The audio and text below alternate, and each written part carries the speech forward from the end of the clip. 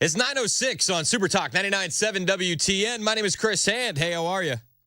We got a lot to get to today. You can find me on Twitter, True Social, Instagram, at Chris Hand on air. You can watch us on Super Talk TV, Facebook, YouTube, Twitter, Twitch. You can listen to us on TuneIn, iHeart, or the 99.7 WTN app. And the show is brought to you by Better Water LLC. All the things. Podcasts, Apple, Spotify after the show. You miss anything, you want to hear it again, share it with a friend. Apple and Spotify for the podcast. All right. So my lead, I kind of burned in the cross. That was drug-addicted rats in the Houston evidence locker. Excuse me, what? You didn't hear that story? Sorry, I'm a little, for those who don't know, I'm recovering a little bit. That's why I was out yesterday. Fill me in, please. So there's not confidential informants. Okay. Actual rodents. The Houston police they have to deal with this issue. Is this like a Teenage Mutant Ninja Turtle situation, or is this like They're eating the drugs. They're eating the drugs. They're eating the drugs. I thought they were eating the cats. No. No, we should. We need to get some cats in there. That would solve the problem. It's just it's a good circle of life kind of thing. Yeah. Rats eat the drugs. The cats eat the rats. What eats the cats? Well, you guys know who eats the cats. We'll cross that bridge. Jesus. Yeah. That's one way to do it. That's one way to do it. Yeah. All right. That story aside, again, that was the lead. A lot happening yesterday. I mean, we had a ceasefire deal between Israel and Hamas, and it's wild, man. We got a couple weeks, not a couple weeks. We got 4 days until the inauguration. But a couple weeks ago, Donald Trump said, hey, if we don't get a ceasefire, all hell will break loose. If we don't get the hostages back, all hell will break loose. Well, yesterday it was announced we have a deal. President-elect Donald Trump posting on Truth Social, right around the time I was getting off the air, we have a deal for the hostages in the Middle East. They will be released shortly. Thank you. The hostages have been held for way too long. They should have been returned. They should have never been taken. And some of them will be coming home. A U.S. official reportedly told the Jerusalem Post that the deal had been agreed to, and an Israeli official later said that differences in negotiations had been hammered out. There are some reports that Netanyahu is delaying the ceasefire vote, claiming Hamas has created a last-minute crisis, and we'll update you on that as we get more information. But as of yesterday, it seemed like the deal had been hammered out. And then it was a rush to see who would take credit. We can all look at this objectively and understand why Trump actually should be getting credit for this. You can make the case that he said if the hostages aren't home before my inauguration, all hell will break loose. And we were 5 days before inauguration yesterday, and there's a ceasefire and hostage deal. But Biden's doing his best to take the credit as well. It was about 2 hours after Trump announced the ceasefire that Biden and the White House released their official statement. Not a word was mentioned about Trump threatening Hamas for the past 2 months. Nothing about all hell breaking out or any mention of Trump's special envoy to the Middle East, Steve Witkoff, who clearly was instrumental in achieving this. Nothing. But Biden took the credit. He took the glory, and he had a very quick press conference right after that statement was released where he took all the glory. Well, this is the exact framework of the deal I proposed back in May. Exact. Okay. But why didn't they take it back in May? And we got the world to endorse it. Secondly, it's America's support for Israel that helped them badly weaken Hamas and its backers and create the conditions for this deal. And thirdly, I knew this deal would have to be implemented by the next team, so I told my team to coordinate closely with the incoming team to make sure we're all speaking with the same voice, because that's what American presidents do. Okay, he's glory hogging. I told them to coordinate with the next administration. This is my deal I laid out in May. My. He doesn't really share the credit at all. And after these statements that Joe Biden put out, these remarks that he gave, a reporter asked Biden who deserves the credit. Does Trump deserve the credit, or is it you? Thank you. Brooks, credit for this, Mr. President, you or Trump? Is that a joke? Oh, thank you. And he walks out of the room. Is that a joke? No, sir, it's actually a serious question. We're giving you an honest opportunity to be a real human being and, divvy out some praise to the incoming administration because they deserve it. The Independent is reporting that Trump is credited for the ceasefire breakthrough. As U.S. officials who resigned over Gaza war, officials said the breakthrough came when Trump applied pressure on the Israeli government, something Biden was unwilling to do, per the Independent.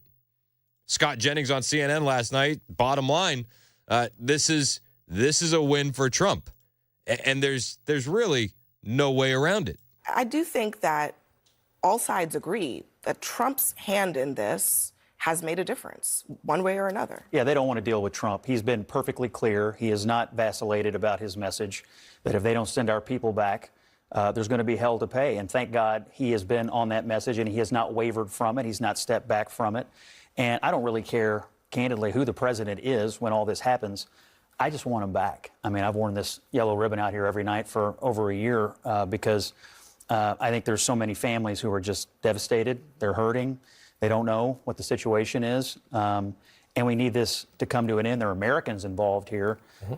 Look, I think we're going to end up paying a very heavy price in this deal. I'm sure some terrorists are probably going to wind up being let out of jails. I don't particularly like that. But to settle this, to get peace and to get our people back, I think it took Trump winning the election and being clear-eyed about it to make it happen. Yeah, he's absolutely right. And listen, he says, I don't care who the president is when this happens. And you know what? When Biden is asked, do you or Trump get credit, what he should have done is turn around and say, I don't care who gets the credit. I care that we have peace. I care that there's a ceasefire, and I care that hostages are coming home. You decide who gets the credit, and then walk off. You see, that would have been something that, I think would have been befitting a president. That would have been a nice statement, but we didn't get that. We got a smirk, and we were asked if that's a joke. No, just your entire administration and term has been an absolute joke. Karine Jean-Pierre was also asked yesterday during was this her final press briefing yesterday? I think it might have been her final press briefing. She was asked, do Donald Trump and his team deserve any credit for this? You and the president have stressed that this is the framework that he put forward last spring, but the president also made clear it was important to him to work with the incoming administration, that they be speaking in as one team, as he put it. Even the Qatari prime minister in his remarks personally thanked Steve Witkoff, the incoming administration's Middle East envoy. So do Donald Trump and his team deserve any credit for this? I mean, look, everyone is going to want some credit. Everybody's going to want some credit. Get that? That's how this goes when something good happens. Not unusual. It is. Actually, something good happening during this last term has been pretty unusual. Let's be perfectly honest. It's not unusual at all. What I can say is the president got it done. The president got it done.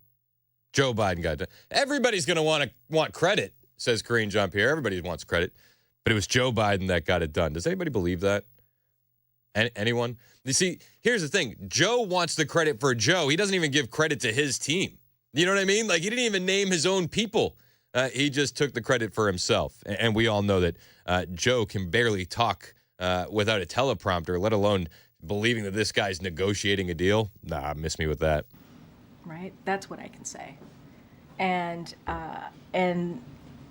what I could also say is that, and you said it in your question to me, is that there was a framework that was put forward. And it was put forward by the president back in May 31st of last year. Yeah, and nobody accepted that framework until Donald Trump said, if the hostages aren't returned before my inauguration, all hell will break loose in the Middle East. Oh, that had nothing to do with it. Nothing. No. Okay. And it was endorsed by the world. And you see a president that has done everything that he can. This is someone who has foreign policy experience, decades of foreign policy experience. He understands what it means to bring people together. He understands what it means to get a deal done. He also said in his remarks how difficult it was to negotiate. Negotiating is incredibly hard. And this wasn't easy, but we got it done. And so, this is someone who speaks from experience. And this is, again, not an easy thing to get done. But as we've said, and I've said multiple times, and I think Jake Sullivan said this obviously recently when he was here on Monday, we were able to work closely with the Trump transition team and coordinate with them. But again, this is a framework that the president put out, and negotiations aren't easy. And this was one of the toughest negotiations that he experienced. And this is something that the president shared with all of you. Yeah, the president got it done, says Karine Jean-Pierre. It was Joe Biden. But why is it that she doesn't want to give any real credit to the Trump administration, to Steve Witkoff, to Donald Trump himself for this deal? You know, they can say, well, we had the framework in May, but you can also point out the fact that, well, you weren't able to get it done for 466 days, and the deal was reached 5 days before Trump's inauguration. That's a bit of a coincidence, is it not? So why is it that the White House seems unwilling to give any credit to Trump and his team for this deal? Why is it that you seem unwilling to extend any credit to Trump for this deal? Couldn't he just have said, hold off until I'm in office? What I will say is that what we know to be true, what we know this process, how it has moved over the past 8 months, this is a deal that happened under the framework that this president put forward and was endorsed by the world. And this is also an administration that has had certainly the support, the back of Israel that helped denigrate Hamas, their military severely, weaken them. And we created, because of also doing that, we created the conditions for this deal. Okay, so they're really trying their best not to give Trump any credit. But it's funny because if you look at reporting from around the world, you'll notice that there are Arab officials that say the Trump envoy swayed Netanyahu more in one meeting than Biden did all year. Not shocked. Are you shocked by that? That's not something I find hard to believe at all. And you know what? Biden's own State Department, like Karine Jean-Pierre doesn't want to give Trump credit. Joe Biden doesn't want to give Trump credit. But Biden's own State Department and their spokesman, Matthew Miller, quite literally said in a press conference yesterday that Trump's team was critical in getting this done. When it comes to the involvement of President-elect Trump's team, it has been absolutely critical in getting this deal over the line. And it's been critical because, obviously, as I stand here today, this administration's term in office will expire in 5 days. And one of the things that we have always said about this deal is that when you get from stage 1 to stage 2, that the United States, Egypt, and Qatar are the guarantors of this deal. And Egypt and Qatar will push Hamas to stay at the bargaining table and to get from stage 1 to stage 2.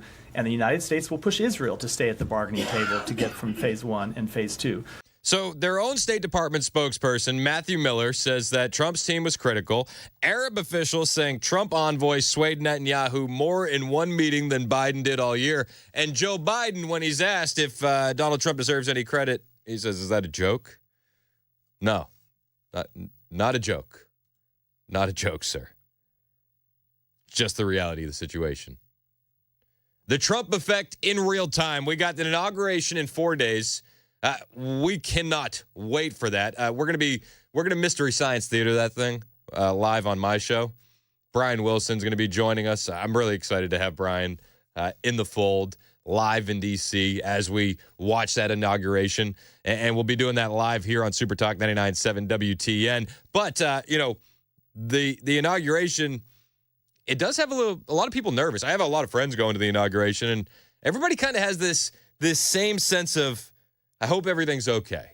You know, like nobody's like, I wouldn't say fearful, but you do have that underlying anxiety of what could happen. And national security agencies are warning of the inauguration threat level being a bit heightened. We'll talk about that when we return on Super Talk 99.7 WTN. And again, we'll have all of your inauguration coverage right here on Super Talk. Our friends at Busy Bee are sponsoring the trip for Brian Wilson to go down there. Great guys over at Busy Bee Plumbing, Heating, and Cooling. And they got some great deals for you this winter. Some of the best winter warm-up specials ever from Busy Bee Plumbing, Heating, and Cooling, your Rude Pro partner. And when it comes to HVAC, you can't beat these deals. How about free air duct cleaning with the purchase of a new complete whole home AC? That's nice. How about if you just need the air duct cleaning, you get a free package upgrade. You buy that middle tier package, you get the deluxe package for free. That's a sweet deal. Do you need some heating repair service? Well, you can get a free furnace checkup with any heating repair service right now from Busy Bee Heating and Cooling, Busy Bee Plumbing, Heating, and Cooling.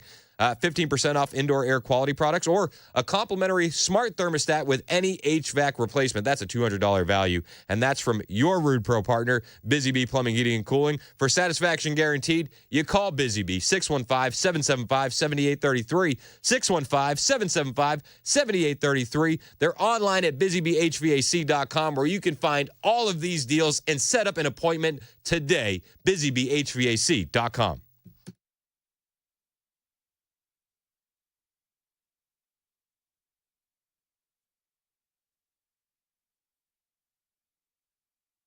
The guaranteed offer is the easiest way to sell your home.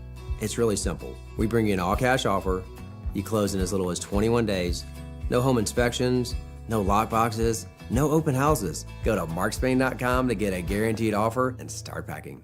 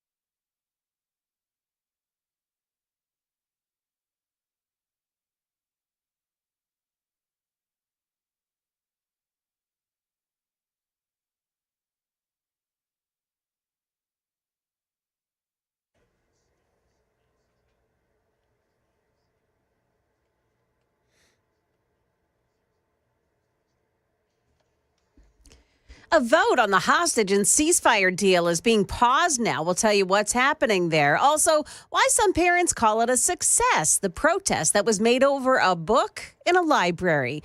Those stories coming up at 9:30 on Super Talk 99.7 WTN. Looking forward to the update on the ceasefire deal, Joan, and also that update on the book story. Fantastic. Pretty hot. I know. I love it. I love it. Joan's got some great headlines on the way. In the meantime, national security agencies warn Trump inauguration is an attractive potential target for threats. Now, I don't think you need to be a national security agent to know that. I think anybody who just has their head screwed on the right way can figure this out. But this is what they're saying. President-elect Donald Trump's Monday inauguration will be an attractive potential target for violence, U.S. national security agencies are warning, despite saying there are currently no specific credible threats against the event. A group of intelligence and law enforcement agencies wrote in a threat assessment that hasn't been released to a public, which was obtained by Politico, that potential perpetrators, like those with election-related grievances, may see the event as their last opportunity to influence the election results through violence. So are they worried about the Antifas, the Trantifas? Who are they worried about? Or are they worried about terrorism-related stuff? It could be a bit of both. The threat assessment was compiled by the FBI, the Secret Service, Capitol Police, and the D.C. government, and the Supreme Court's police.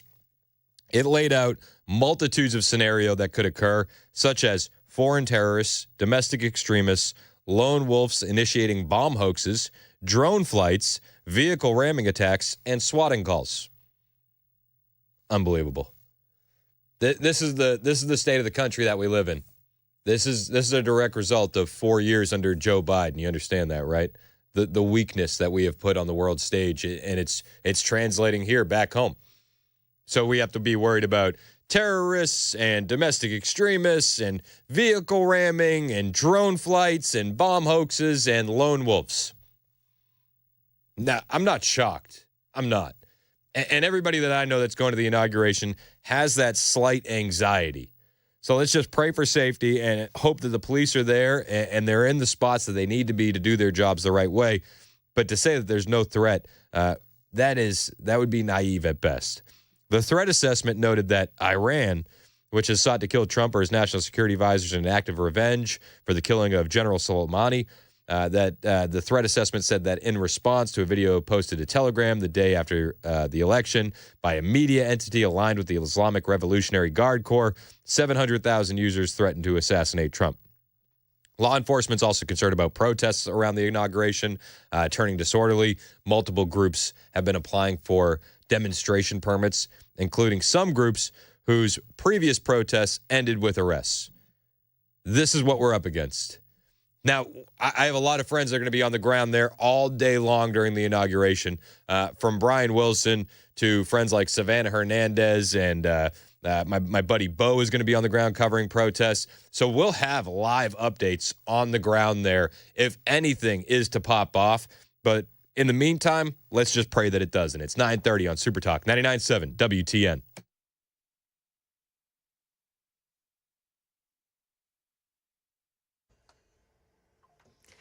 Good morning, 9:30. I'm Joan Jones with your top stories. And despite the long-awaited announcement, Israel and Hamas had reached a Gaza ceasefire. It appears that deal has not yet been finalized. Israel and Hamas wrangling over new issues today, the U.S. saying that it's trying to solve the disputes. Sources in Israel tell ABC News that the disputes are related to the number and identity of the jailed Palestinians that'll be released in exchange for the 33 hostages in the first phase of this three-phase ceasefire plan. Now, Israel has agreed to release 1,000 Palestinians, some of them convicted of murder, to get 33 civilians, some who are not alive.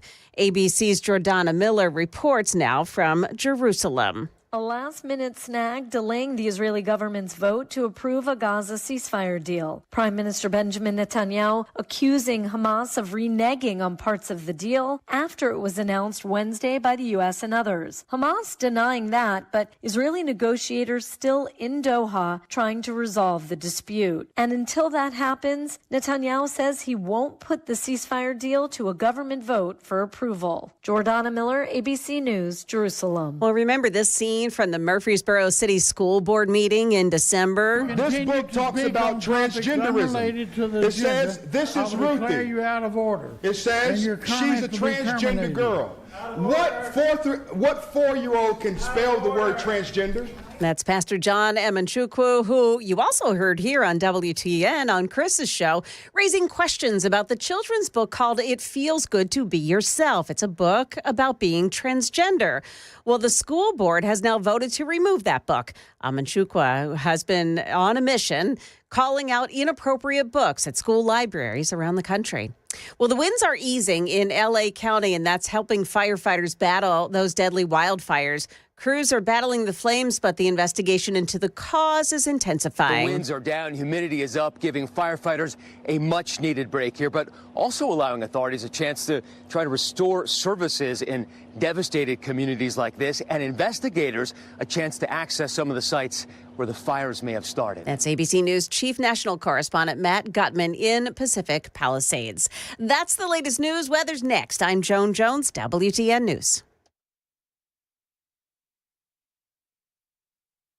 Hey, what's up, guys? It's Matt Murphy in the middle of downtown Franklin, Tennessee. We've talked so much about Savory Spice. I thought, why not show you the place? So let's go on in and see what's popping at Savory Spice. As I've always said, you will smell the spices even before you walk in. I can smell them right here in the doorway. Come on in, and let's introduce you to the one and only Holly, who is the owner and proprietor of Savory Spice. Say hey, Holly. Hello, everyone. Now, enough about Holly. Let's talk about spicy and easy products like the incredible taco soup, which, as I said, you put this in a crock pot, you put all the ingredients that it tells you to buy right there, you put the spices in, and it's so easy. So if you don't know what you're doing around the kitchen, it's a perfect way to find your way around the kitchen, as is the Mediterranean dill risotto. Now, for the holidays, pumpkin pie spice. What doesn't it have, Holly? Pumpkin. Doesn't have any pumpkin in it. That's a fun fact for all of you kids out there. Now, if you stop by Savory Spice, either in the Franklin location or at L&L Market, you can get yourself a sample of the dill dip, which is my absolute favorite. Just tell them Matt Murphy sent you to Savory Spice with purchase now. So come by Franklin or L&L Market in Nashville and come see Holly and the entire crew at Savory Spice.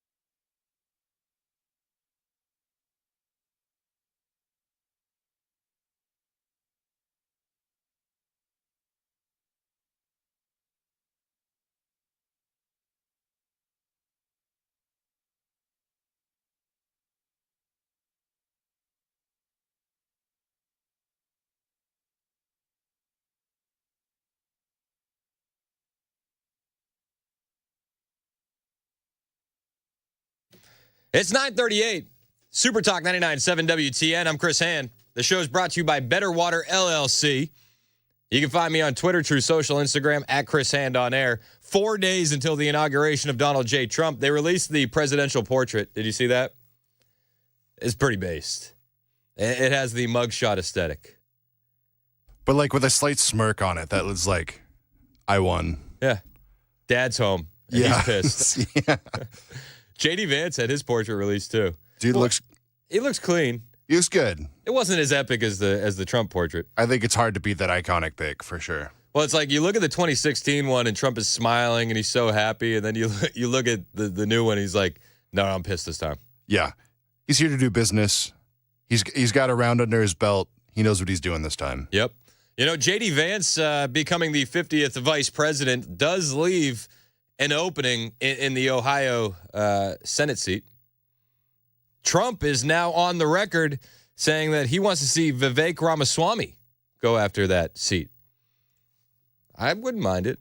I think Vivek needs something to kind of further him a little bit, right? Yeah. He needs something. And now Trump is reportedly encouraging Vivek to at least consider filling that Ohio Senate seat left vacant by Vance. And two people with knowledge to the matter told the Washington Post that Trump has directly encouraged him to accept the appointment if offered. And one of the two said that Elon Musk, who will collaborate with Ramaswamy on Doge, also is a big fan of the idea. So ultimately, that decision on who assumes the seat is going to be left up to Ohio Governor Mike DeWine, who is just a slimeball rhino clown. So don't get your hopes too high. I wouldn't count your chickens before they hatch, because DeWine said he'll probably have an announcement next week. Now, Ramaswamy earlier had withdrawn his name from consideration for the Senate. This was like back in November when it was announced that he was going to be heading up Doge. Despite this, he's still being considered a strong contender for the Senate seat. So we'll see what happens. Ramaswamy initially planned to focus on his role at Doge and possibly run for Ohio governor in 2026. Some allies believe a Senate position could amplify his influence. I tend to agree with that. The Senate would give Ramaswamy a platform to push for legislative priorities, including spending cuts, which align with the goals of Doge. The position could also be more beneficial than Doge, which is not an official government agency. Avik Roy, the founder of the Foundation for Research on Equal Opportunity, told the Washington Post, I think it's a great idea. I think you should do it. In terms of the Doge component, you want someone quarterbacking the legislative and statutory components in the Senate. And for Vivek, I think he and the country would benefit greatly from him serving in that elected office. There's been other names under consideration, including Ohio's lieutenant governor, John Husted, and Jane Timken, a former state party chair who ran unsuccessfully for the Senate in 2022. I've also heard names like Mihek Cook being thrown out there, and we'll see what happens. Hey, you know what's happening right now? I just saw it. I just saw it jump up on the screen. Why don't I don't want to bury the lead. You hit it. Okay, so Florida Governor Ron DeSantis is nominating, he's tapping actually, Ashley Moody. She's the current state attorney general, to replace Marco Rubio in the Senate because he's leaving to become the Secretary of State. Now, she is considered a Donald Trump loyalist. They like to use that word as a negative thing, but it's really actually very good. And that is being announced right now. And to replace her seat, DeSantis will nominate his chief of staff to replace her. So it's kind of a shuffle there going on. But you can bet that she's kind of like a Pam Bondi figure. And she's going to go after the same kind of things that Pam Bondi did. Musical chairs in Florida. Absolutely. Now, a lot of people wanted Laura Trump for that seat, but it sounded like she didn't want it. I felt the same way. Yeah, I think once she got her feet in the door at the RNC, she's like, yeah, I was a lot more comfortable before I had to do all this work. Besides that, she's really busy in the gym with those arms. Dude, she's jacked. She is way jacked. I've seen her. I've met her. I've met her a couple times, like in real life. Yeah. And she could probably beat the crap out of me. Easily. Full disclosure. Not somebody, we talk about DEI hires and like how, some women aren't built for that job. It's like, no, I would trust Laura Trump as a firefighter. Yeah. She'd knock some heads together. She could swing an axe. Yeah. She could. This is happening right now. DeSantis naming that Senate seat. We'll see what happens with the Ohio Senate seat. Again, Vivek, I would love it. Mike DeWine's considering it, but never underestimate Mike DeWine's ability to do something absolutely slimy and lame. Full disclosure. No, I don't have any personal ill will towards him. Mike DeWine, I don't know. I don't want to get off on Mike DeWine. There's a lot more to get to, and I will revisit Mike DeWine should he choose a clown as opposed to a guy like Vivek Ramaswamy. There are some other good people that could be put in that seat. Vivek isn't the end-all, be-all, but again, Mike DeWine, I think, is one of the worst Republican governors in the entire country. One of the worst. People complain and moan about Bill Lee. Mike DeWine makes Bill Lee look like a knight in shining armor, 100%. In the meantime, yesterday, Biden gave his swan song on live TV. But before we get to the swan song, there's new news out of the coup of Joe Biden, and Jill Biden's letting it all out. First Lady Jill Biden expressing disappointment in one Nancy Pelosi and her role in pushing Joe Biden out of the presidential election. So this interview happened with the Washington Post. Jill Biden spoke about how the Bidens and the Pelosis have been friends for 50 years, adding that Pelosi's role in pushing Joe Biden to exit the presidential race had been on her mind a lot lately. Pelosi's role in pushing the president out came after his lackluster debate performance against Donald Trump. I think lackluster is putting it very, very kindly. He looked like a deer in the headlights. The dementia was exposed in real time for all that could see, and no longer could people say he's sharp as a tack and running circles around his staff. And we knew it was a lie, but they were gaslighting us and telling us it was cheap fakes for years and years and years, and it was exposed. So after that debate, which was very, very early by design, because I think they knew behind the scenes they needed to make a change. After the debate, Pelosi had a massive role in pushing the president out. And now Jill Biden is letting everybody know how disappointed she was in that. Breitbart News had previously reported that in an interview with Jonathan Freeland from The Guardian, Pelosi revealed that she had not spoken to the president since she had advised him not to run again for president. Pelosi added that she has the greatest respect for Joe Biden. I like how she said, I advised him not to. Not you're not running. And I assume it was a lot more forceful than a gentle advising. Prior to Joe Biden revealing in July that he was exiting the presidential race and endorsing Harris to become the presidential nominee, Pelosi had stated that it was up to him to decide if he wanted to stay in the race. Well, we know that was taken out of his hands. And then last night on CNN, Democrat Senator Chris Coons, who he's one of those guys that was really telling us how great Joe's doing for years and years. He's so sharp, he's so smart, he's so bright. It was just a bad night at that one debate. Democrat Senator Chris Coons said the quiet part out loud last night on CNN, saying that Nancy Pelosi orchestrated everything. But on Jill Biden and looking at this, she had a quote today to the Washington Post about Nancy Pelosi's role and Biden getting out of the race. And she said, quote, "We were friends for 50 years. I'm imagining she was using her teacher's voice. She said, quote, "It was disappointing." You know that Jill Biden is very careful with how she uses her words. What did you make of that moment? I'm not mad. I'm just disappointed. As a father of 4 kids, believe me when I tell you, that cuts a little bit deeper. It does. It does. So, Senator Chris Coons, what do you think of this? Well, it's the first I'm hearing of it, but what I make of it is that she may well have wished that Speaker Pelosi had engaged directly with them rather than orchestrating a campaign to try and get President Biden to step down from the race. Oh, so now even Democrat Senator Chris Coons admits on live TV that Nancy Pelosi, behind the scenes, orchestrated a campaign to get Joe Biden out. Wasn't this a conspiracy theory? How long ago was this a conspiracy theory? Just a couple weeks. Got it.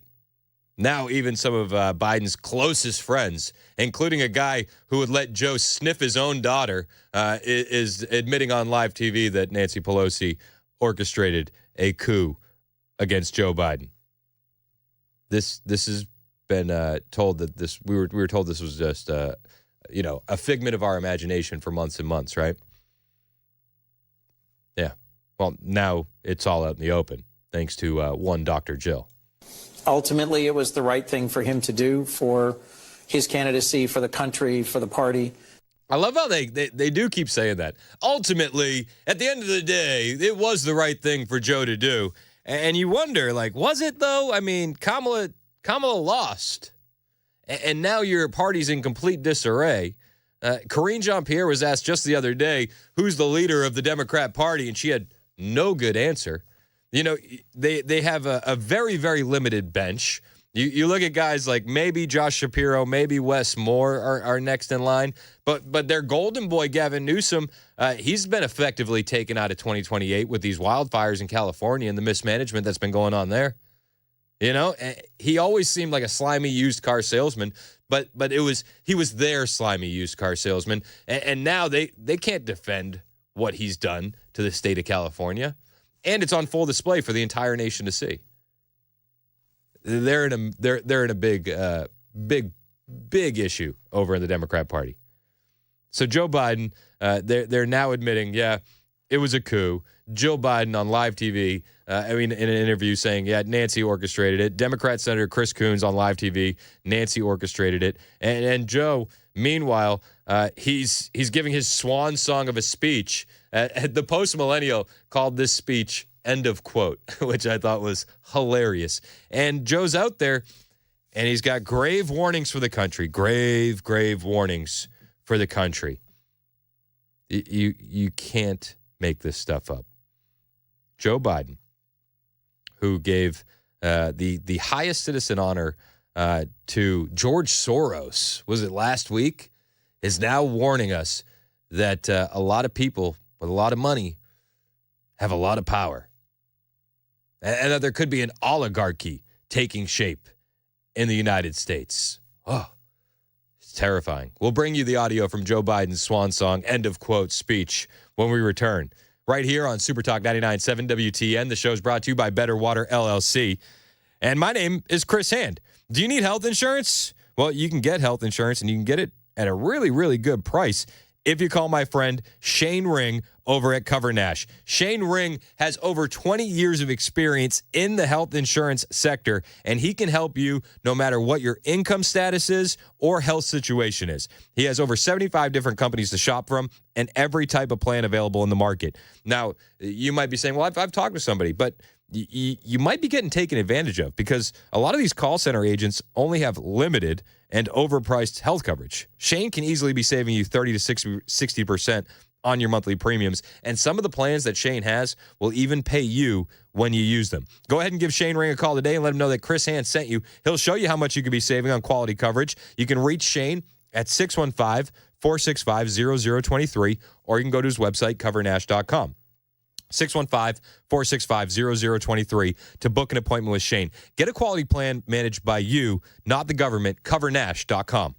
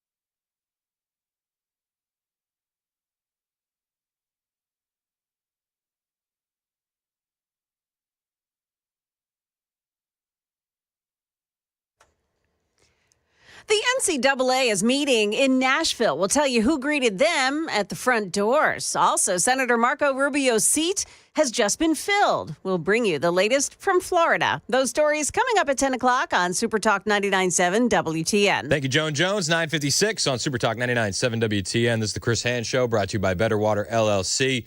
Joe Biden addressed the nation last night. He wanted to remind you of all the good things he did. A very short list. There was actually no list. Spoiler alert. But he also had an ominous warning for the American people that there is a dangerous concentration of power in the hands of a very few ultra-wealthy people. That's why my farewell address tonight, I want to warn the country of some things that give me great concern. This is a dangerous concentration, and that's a dangerous concentration of power in the hands of a very few ultra-wealthy people. And the dangerous consequences if their abuse of power is left unchecked. Today, an oligarchy is taking shape in America of extreme wealth, power, and influence that literally threatens our entire democracy, our basic rights and freedoms, and a fair shot for everyone to get ahead. We see the consequences all across America, and we've seen it before. More than a century ago, but the American people stood up to the robber barons back then and busted the trusts. They didn't punish the wealthy. Just made the wealthy play by the rules everybody else had to. Workers want rights to earn their fair share. You know, they were dealt into the deal, and it helped put us on a path to building the largest middle class, the most prosperous century any nation in the world has ever seen. You know, it's a bit of a joke hearing Joe Biden talk like this. I mean, let's go in reverse order. Joe destroyed the middle class in his 4 years. Destroyed it. Inflation through the roof. Inflation numbers for December, way up again. Thanks, Joe. Thanks, Joe. Oh, you know, they're using their wealth and concentrating power in the hands of a very few ultra-wealthy people. Oh, you mean like how your family traded off the Biden name, the Pelosi family trades off the Pelosi name, the Kerry family trades off the Kerry name. They all get these great sweetheart deals at energy companies when they have no background in energy, and they influence everything around the globe. Yet we understand, Joe. We understand. It's a dangerous consequence, okay? An oligarchy is taking shape. This guy, last week, gave the highest civilian medal to George Soros. And we understand what George Soros has done with his power and his wealth, electing radical leftist DAs all over this country. And we've seen the consequences of that already. Miss me with the fear-mongering? This is your swan song. This is it. Joe needs to look in the mirror. He can barely see the teleprompter, and he struggles to get through this entire speech, and he has a lot more to say. He lectures Americans about playing by the same rules and paying their fair share, while Hunter Biden is sitting in the room with him. Hunter Biden, who was pardoned, blanket pardon, by the way, and also didn't pay his fair share. Weird. We got more from the Joe speech on the way. Hang out with us. It's 10 o'clock on Super Talk 99.7 WTN.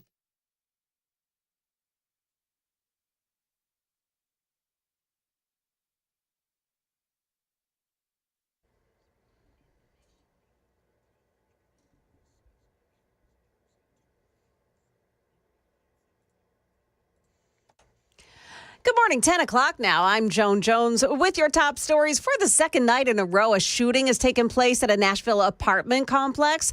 Last night, Metro Nashville police dispatching to Lebanon Pike for reports of a shooting. News 2 reports one person was transported to Vanderbilt University Medical Center in that case. Meantime, Metro police are confirming that an apartment complex shooting on Tuesday night, where one man was killed, another injured, was drug-related. This shooting occurred at the parking lot of the 300 Hickory apartment complex. Police are still searching for suspects. People attending the NCAA convention at Gaylord Opryland in Nashville yesterday were met with protesters. They are female athletes who want the NCAA to reverse its practice of allowing biological men to compete in women's sports. Played volleyball. men's nets were over 7 inches higher than female nets. That shows, reflected in our sports, that we are biologically different, and to protect the integrity of sports, the safety, and the fairness of sports, we must keep them separated based on biology, not feelings. That's athlete Macy Petty speaking to News Channel 5. Others say scholarships and roster spots are taken from women for biological men.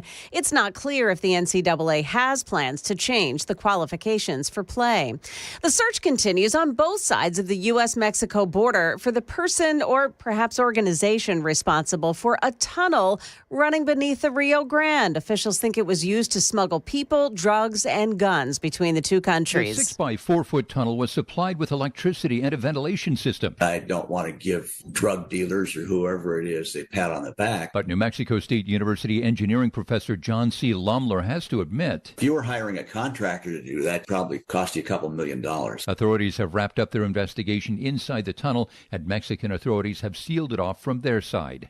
Jim Ryan, ABC News. In Florida, Governor Ron DeSantis has appointed the state's Attorney General, Ashley Moody, to replace Senator Marco Rubio, who's set to become the next Secretary of State. He says her record speaks for itself. She does not support soft on crime leftist prosecutors. In fact, we have removed prosecutors here in the state of Florida, and she has stood with us every step of the way, and we have won those lawsuits as a result of her efforts.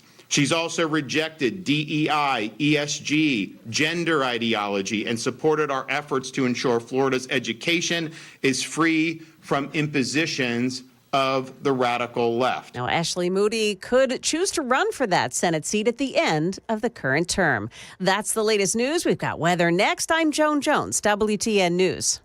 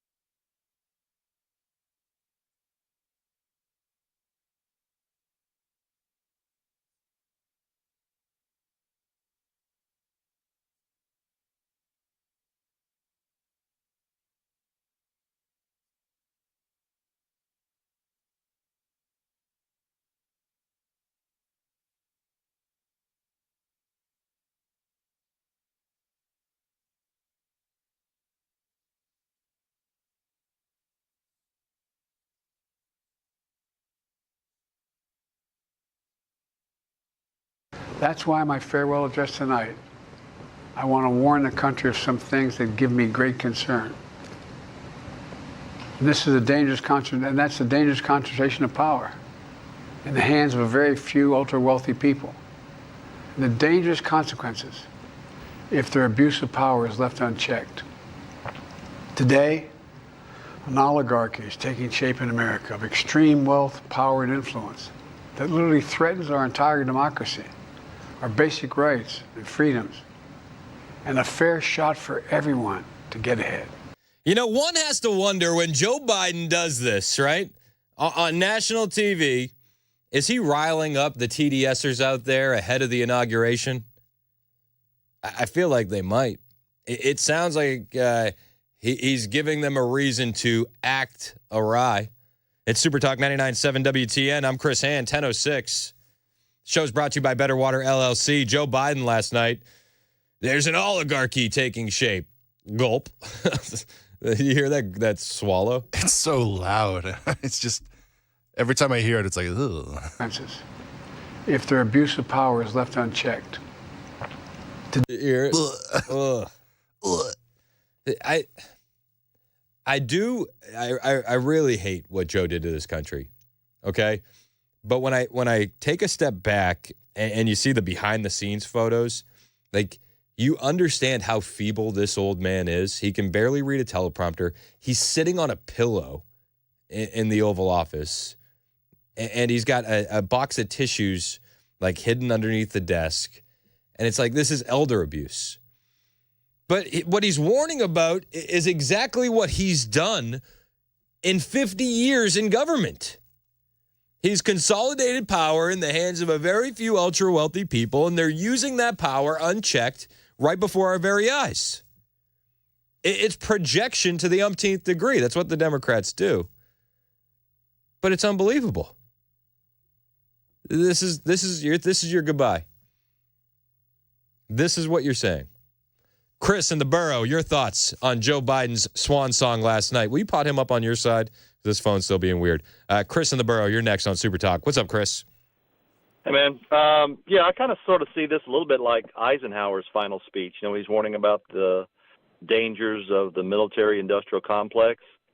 You know, Biden has clearly been a beneficiary of, you know, the oligarchy most of his career. And really, when you're the beneficiary of it, you are in support of it. But when you become the victim of it, you come out against it.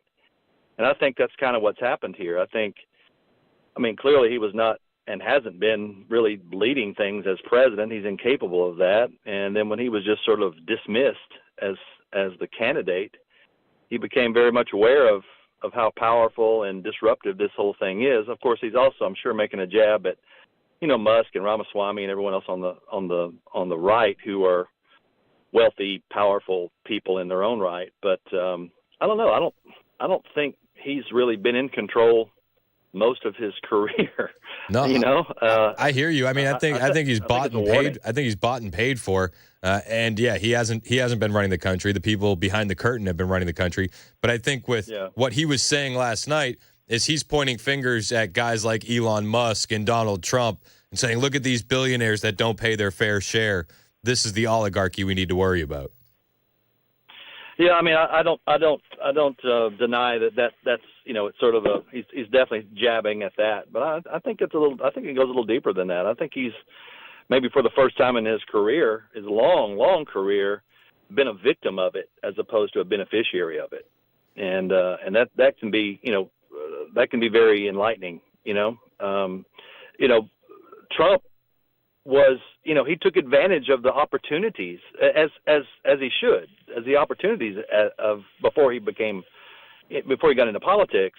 You know, he admitted and talked about it, and I think I really applaud him for that. Talking about how easy it was. You know, all you got to do is just pay both sides, and you get what you want. Yeah. You know, he pointed out how crooked the system is, and the system is set up to be that way. And he took advantage of it as a developer and as a business owner, and now he's, you know, I also applaud him for trying to create a support system around him that seems like they're all the common goal of all the people that he's appointed or looking to appoint is to disrupt that, is to undermine that, is to strip untangle that mess that has been growing in D.C. for so long. So although I didn't vote for him, I didn't vote for Biden, didn't vote for either one of those, I do support a lot of his policies and I really support a lot of the people that he's trying to surround himself with to untangle this mess. Yeah. So I'm for it. I hear you, Chris, and I appreciate the call. And, you know, as far as Joe Biden and having the self-awareness of what the deep state did to him, I'm not sure it's there. I think that on his way out, he's taking jabs at Trump and Musk and Zuckerberg and Bezos. And it was on full display when he went after social media companies in the same speech, rolling back fact-checking, which is it's hilarious because, you know, this administration, Joe Biden's, was pressuring these social media companies to censor Americans. This administration, Joe Biden's, benefited from the censorship from the big tech oligarchy that was in place already to get elected by hiding the Hunter Biden laptop. And he said, you know, misinformation and disinformation, that's a big issue. Americans are being buried under an avalanche of misinformation and disinformation, enabling the abuse of power. The free press is crumbling. Editors are disappearing. Social media is giving up on fact-checking. The truth is smothered by lies told for power and for profit. I mean, some of that statement I agree with. I'm looking at it in the completely different angle. You guys lie for power and for profit. You guys benefit off the fact-checking. The misinformation that I've seen over the last 5 years, 10 years, has been in the hands of these elites on the Democrat establishment. What am I missing? The guy who pressured tech companies to censor Americans is worried that these companies are walking back fact-checking. Are we serious? This speech is just projection, non-stop. Steve in the borough, you're up next on Super Talk 99.7 WTN. What's up, Steve? Okay, how you doing, brother? I'm good, man. How are you? Can you hear me okay? Yes, sir. Okay, Joe Biden, the happiest day, one of the happiest days of my life will come next Monday. Like you've been saying, there's a countdown going on for Joe Biden. I wish he would have went on ahead and got out the game last night instead of waiting until Monday, because this guy here has been an utter disaster. Let me just give you a point right quick. This guy here, you and I both know, Joe Biden had the gall and the audacity to try to take claim for the hostages being released from Hamas. You and I both know that was because of Donald Trump. Joe Biden, if he could have got those hostages released, guess what? It would have happened a long time ago, long before Donald Trump. Remember last week or about a week or so ago, Donald Trump, he held a press conference and he gave Hamas and Israel an ultimatum. He said, you get the deal done or all hell is going to break loose. That's what got the deal done, not Joe Biden. Joe Biden is the weakest president besides Jimmy Carter to ever step into the White House. He is an utter embarrassment. I don't know if you were a football fan or not. Do you remember back in the late 70s and the 80s when the New Orleans Saints, they were so bad at football that the fans used to go to the game with grocery bags over their heads? I remember that. That's the way Joe Biden should walk out of the White House, with a grocery sack over his head with holes cut out of it just to save it, so people that know the embarrassment that he has been for the last 4 years. And I'm going to give you one other example of the weakness of Joe Biden administration. And another thing, people say that Trump is cocky and arrogant by saying that there wouldn't have been a war with Ukraine and Russia. And you've said this before, too. You remember a couple of months before Ukraine, before Putin went into Russia, he sent Kamala Harris over there to try to stop the war, negotiate a deal. And guess what? A couple of days later, guess what? Russia went in and started the war with Ukraine. And just like Trump said, if he would have been in the White House, I'm 100% sure right now, Chris, that there wouldn't be no war going on with Russia and Ukraine. All Vladimir Putin did was wait for Donald Trump to walk out of the White House, and that's when he made his move on Ukraine. And due to the stupidity of Joe Biden, and we're not going to even talk about what Joe Biden did with Afghanistan by leaving billions and billions of dollars of military equipment in the desert for the Taliban to take over. So, Joe Biden, that's your history in the White House, and it's not a good history. And I thank you for taking my call. Hey, I appreciate you calling in, Steve. 615-737-9986 if you want to join the conversation. Yeah, Joe took credit during his swan song speech, the end of quote speech last night for the ceasefire deal once again. After 8 months of nonstop negotiation, my administration, a ceasefire and a hostage deal has been reached by Israel and Hamas, the elements of which I laid out in great detail in May of this year. This plan was developed and negotiated by my team and will be largely implemented by the incoming administration. That's why I told my team to keep the incoming administration fully informed, because that's how it should be. Oh, yeah, I told them to keep the Trump administration fully informed. It was my plan. It had nothing to do with Donald Trump a week ago. If those hostages aren't back, I don't want to hurt your negotiation. If they're not back by the time I get into office, all hell will break out in the Middle East. Can you elaborate? And it will not be good for Hamas, and it will not be good, frankly, for anyone. All hell will break out. I don't have to say anymore, but that's what it is. Yeah, I don't have to say anymore either. Everybody knows what time it is. Now, Israel is delaying a vote on the Gaza deal, and we're gonna find out what exactly is happening. Anthony Blinken is speaking right now, but it didn't stop Joe Biden from trying to take all the credit, all the glory last night during his swan song. Unreal. Joe is a mess, an absolute mess. Whoever wrote that speech for him is just absolutely insane. Now, there were crazier parts to it. One of the things he said during his end of quote speech was that what happened in North Carolina and what happened in California, well, that's climate change. Right now, the existential threat of climate change has never been clearer. Just look across the country, from California to North Carolina. That's why I signed the most significant climate and clean energy law ever in the history of... You know, it's funny. I see somebody being held as a suspected arsonist in these wildfires. And you know what my first thought is? Climate change. Climate change. I can't wait to stop having these idiotic conversations about whether it's climate change or not. You have people quite literally lighting fires in the middle of the fires in California. And people go, is this climate change? This must be climate change. The reservoirs are empty. There's no water in the fire hydrants. Is this climate change? It must be climate change. It must be.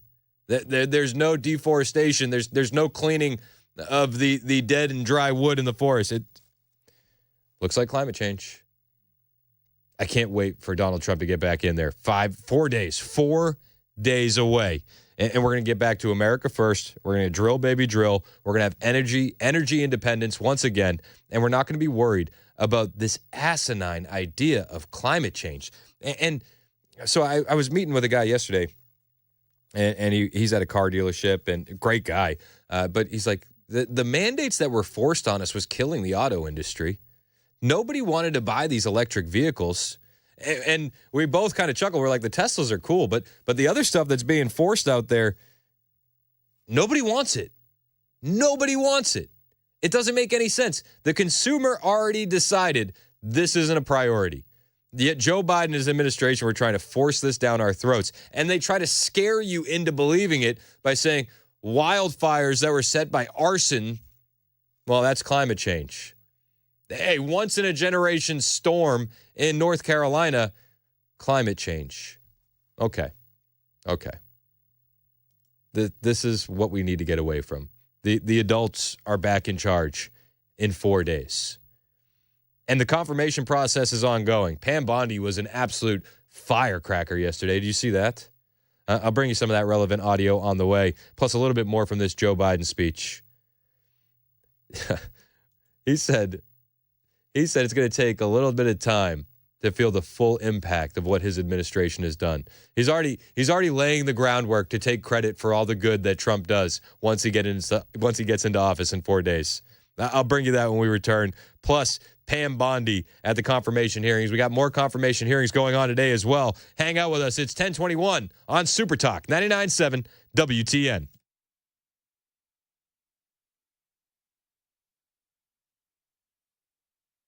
The guaranteed offer is the easiest way to sell your home. It's really simple. We bring you an all-cash offer. You close in as little as 21 days. No home inspections, no lockboxes, no open houses. Go to markspain.com to get a guaranteed offer and start packing.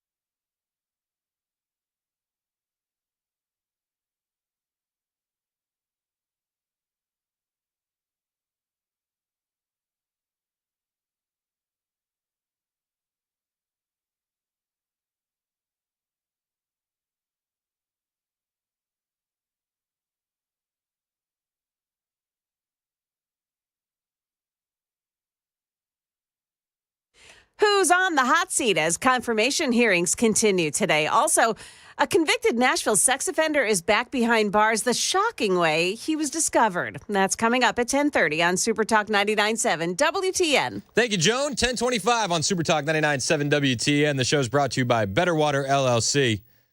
Joe Biden last night during his swan song, he said it's going to take some time to feel the impact of what he's done. And I heard this line, and I'm like, is he already setting himself up to take credit for the positive effects of what Trump is going to do once he gets into office? I mean, I know Obama did that as well. That's what it sounds like to me. It will take time. to feel the full impact of all we've done together. But the seeds are planted, and they'll grow and they'll bloom for decades to come. I hope that those seeds don't grow at all. I just feel like he's setting himself up to hit him with a, no. I did that. It was me. I was helping the economy. And I would just remind him inflation numbers were up again in December. So we'll see what happens. But we got more coming from Joe Biden.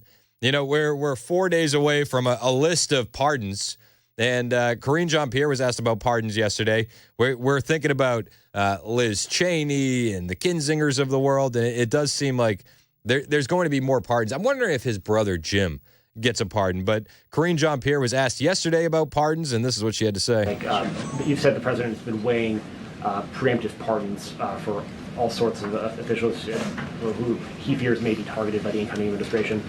Has he made a decision? And given that this is the last briefing, if he were to decide to issue those pardons, could you commit now that there'll be an opportunity to ask questions of the outgoing administration before noon on the 20th about any of the presidential actions? I don't have anything to announce. You are correct.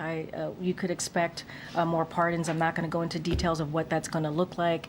It is not unusual for a president to do that, and so you should expect that from this president. I'm not going to make any commitments right now. I'm not going to lock ourselves into a potential another opportunity to ask questions about the pardons. But what I can say is stay tuned, and there'll be more to share. And I'm sure the president's going to want to continue to engage with all of you in the next couple of days. Yeah. I'm sure the president will continue to engage. He's been one of the most engaging presidents, right? How many press conferences has he done? It's like record low number. He spent most of his term on vacation. That's how engaged he's been. There's going to be more pardons. Are we going to have a chance to ask you questions about the pardons? Like, of course not, you idiot. We're done. We're done here. Once the pardons are signed, sealed, and delivered, questions are done. No questions, please. No, you're not going to have an opportunity to ask why he pardoned Liz Cheney. You're not going to have an opportunity to ask why he pardoned Jim Biden. No. Why would you think that you would be able to ask questions, you plebe? This administration can't leave soon enough. We're 4 days away. Confirmation hearings ongoing right now. And you know what? Those pardons, we're all anticipating a pardon for Liz Cheney, but during the confirmation hearings yesterday with Pam Bondi, Adam Schiff, he kind of laid out why people are expecting a pardon for Liz Cheney, because they're terrified that one Pam Bondi might look in to Liz Cheney.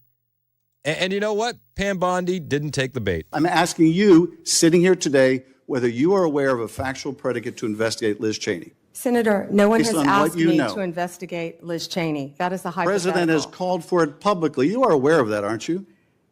No one has asked me to investigate. But the president Liz. has We're called- also the worried about president- Liz Cheney, the Senator. president has You know what called we for should this- be worried about? Ms. Bondi, the please crime rate answer in my California questions. right now You is are through aware, the roof. Ms. Bondi, Your my- robberies Ms. are Bondi, 87% my higher question- than the national My question average. is this. That's what I My want to question be is this. focused on, Senator. Do you have the if power I'm to confirmed say as no to the Attorney president? General. It's unreal. She just took him down the most effective way. You're worried about Liz Cheney, but your state, the state of California, is an absolute crap hole right now. Your robberies are 87% higher than the national average. Why don't you bring the same energy that you bring about Liz Cheney to your own state, Senator? They never do they? They never do. People like Adam Schiff doesn't care about the problems of people in his state or the problems of people in this country. They care about power. And he's probably just sitting up there doing whatever Chucky Schumer told him to do. Pam Bondi handled that with class and effectiveness. I wasn't over the moon about Pam Bondi, but after the confirmation hearing yesterday, she seems like she's going to be an absolute pistol as AG. And we'll bring you more from Pam Bondi's hearing. They had a lot of questions for her about Kash Patel. They had a lot of questions about QAnon. And I was like, is this a real hearing? Is this a real hearing? I'll bring you that audio when we return. It's 10:30 on Super Talk 99.7 WTN.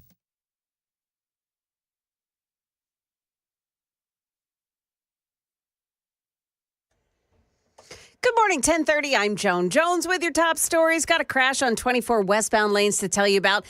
What's happening there is a crash that was earlier this morning. They're blocking two left lanes right now while they work to pull a garbage truck that had flipped in the median. They're working to get it out of there. So watch as you approach that spot. It's 24 westbound at Almaville Road, exit 70. Breaking news moments ago, a House bill to deport illegal immigrants convicted of sex crimes has passed. But 140 Democrats voted against the legislation, including progressive Congresswoman Pramila Jayapal, who said the bill would only widen the highway to Donald Trump's mass deportation plans. Confirmation hearings continuing with former Republican Congressman Lee Zeldin today, nominated to lead the Environmental Protection Agency. I want every child in this nation, including my daughters and your children, to inherit a world with clean air, clean water, and a thriving economy. This mission must transcend politics, and I look forward to working with all of you to achieve it. Other hearings today include Doug Burgum, the nominee for the Department of the Interior, and Scott Bessent, Trump's Treasury Secretary nominee.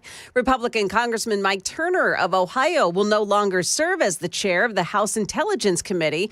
Speaker Mike Johnson saying there's no slight here. It's just time for someone new. This is not a President Trump decision. This is a House decision, and this is no slight whatsoever to our outgoing chairman. He did a great job. Turner had previously criticized President-elect Donald Trump, calling his storage of classified documents at Mar-a-Lago a grave concern. In a statement, Turner said he was proud and honored to have served on that panel.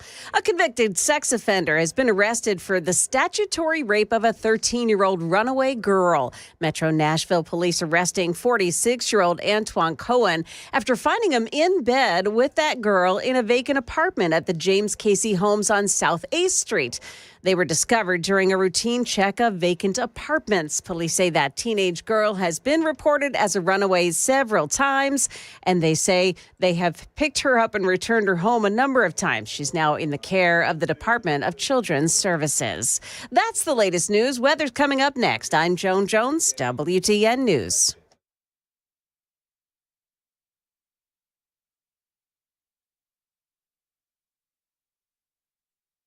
Hey, what's up, guys? It's Matt Murphy in the middle of downtown Franklin, Tennessee. We've talked so much about Savory Spice. I thought, why not show you the place? So let's go on in and see what's popping at Savory Spice. As I've always said, you will smell the spices even before you walk in. I can smell them right here in the doorway. Come on in and let's introduce you to the one and only Holly, who is the owner and proprietor of Savory Spice. Say hey, Holly. Hello, everyone. Now, enough about Holly. Let's talk about spicy and easy products like the incredible taco soup, which, as I said, you put this in a crock pot, you put all the ingredients that it tells you to buy right there, you put the spices in, and it's so easy. So if you don't know what you're doing around the kitchen, it's a perfect way to find your way around the kitchen, as is the Mediterranean dill risotto. Now, for the holidays, pumpkin pie spice. What doesn't it have, Holly? Pumpkin. Doesn't have any pumpkin in it. That's a fun fact for all of you kids out there. Now, if you stop by Savory Spice, either in the Franklin location or at L&L Market, you can get yourself a sample of the dill dip, which is my absolute favorite. Just tell them Matt Murphy sent you to Savory Spice with purchase now. So come by Franklin or L&L Market in Nashville and come see Holly and the entire crew at Savory Spice.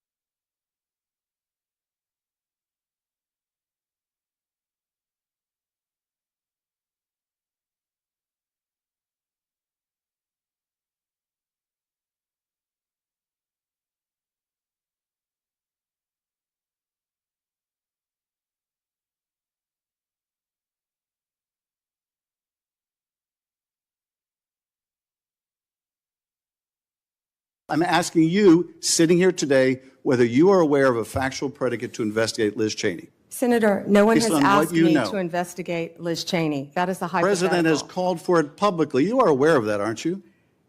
No one has asked me to investigate. But the president Liz. has We're called- also the worried president- about Liz Cheney, the Senator. president has You know what called we for should this- be worried about? Ms. Bondi, The please crime rate answer in my California questions. right now You is are through aware, the roof. Ms. Bondi, Your robberies Ms. are Bondi, 87% my higher question- than the national my question average. is this. That's what I My want to question be is focused this. on, Senator. Do you have the if I'm power to confirmed say as no to the Attorney president? General. But Liz Cheney. It's Super Talk 99.7 WTN. Adam Schiff, total clown. What a loser. Can he bring the same energy to the Pam Bondi hearings to his own state to fix their problems, can he? We never see that, right? Never see that. Pam Bondi just slapped Adam Schiff back into place. Effectively. And if you pay attention to the conversation online, everybody just applauding Pam Bondi's performance yesterday at her confirmation hearing. They're also wondering what her skincare regimen is, because if you look at a side-by-side with her and Kirsten Gillibrand and you realize Pam Bondi's older, you go, what is your secret? What is your secret? My wife and I were joking about that as well. She's like, nobody asked her about the skincare regimen? Nobody did. Nobody did. They asked a lot of questions about Liz Cheney. And Adam Schiff just got slammed and slammed and slammed by Pam Bondi over and over and over again. At one point, in her exchange with Adam Schiff, she says, I'm not going to mislead this body. You were censured by Congress for comments just like this. Can't answer the question. Let me ask you a different, what should be a simple truth, not a hard one. Was there massive fraud affecting the result of the 2020 election, yes or no? Senator, I'm glad you asked that question. If you'll let me answer what I saw in Pennsylvania. No, I asked a simple question about massive fraud. I can only tell you what I saw in Pennsylvania. I know you want to answer a different question, but my question is, can you tell us whether there was massive fraud affecting the results of the 2020 election, yes or no? Was there or was there not? I can tell you what I saw when I went as an advocate to the campaign. That's not my question. So you can't answer that question. You can't speak that even easy truth to us, let alone to the president. You know, the funny thing about massive fraud in the 2020 election is that nobody really knows, because nobody ever really looked into it. There were no real investigations. It never really went to the Supreme Court. We never really got any answers. But when you look at the vote totals from Obama to Hillary to Joe, up 11 million, to Kamala back down, it does seem like there's a bit of a discrepancy in vote tallies.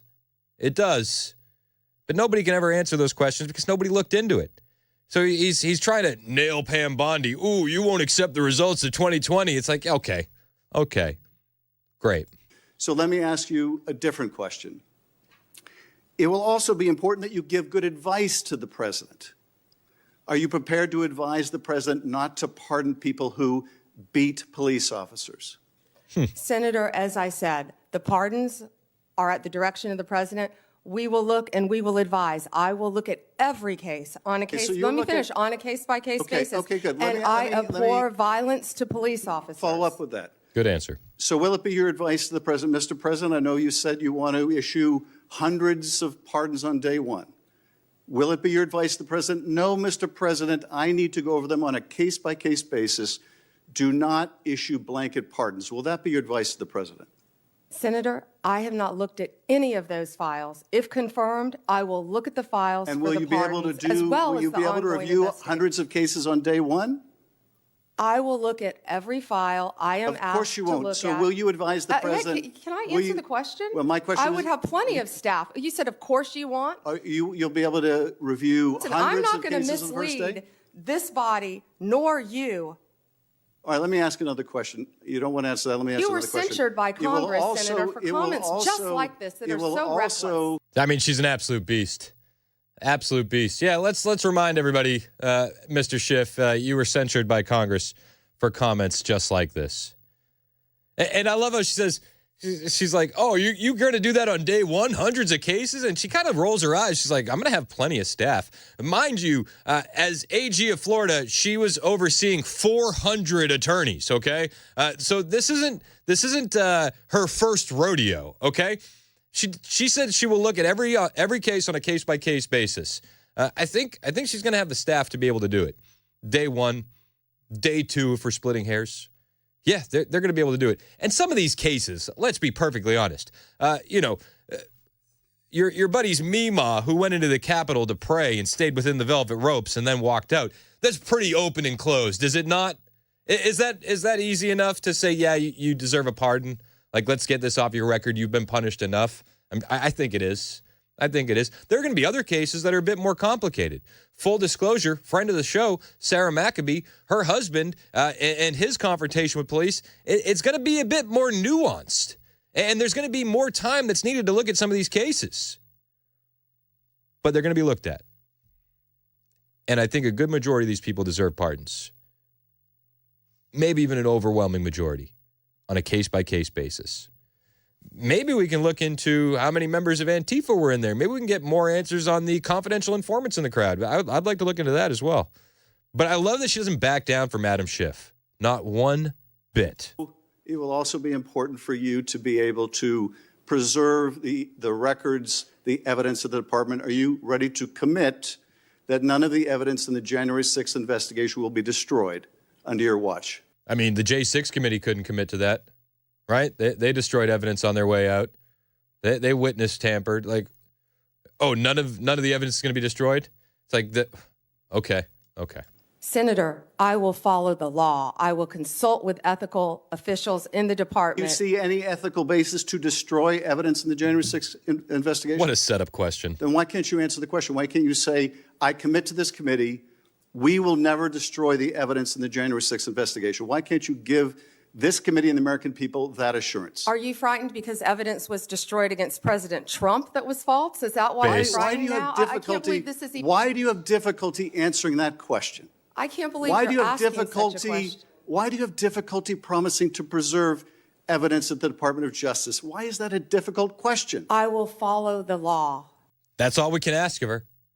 That's all we can ask of her. And you know what? She's a beast. She handles this with ease. It's light work for her dealing with Adam Schiff. Chris in Lebanon wants to talk about Bondi and Biden. Hey, can you pot him up? Chris, you're up next on Super Talk. What's up, Chris?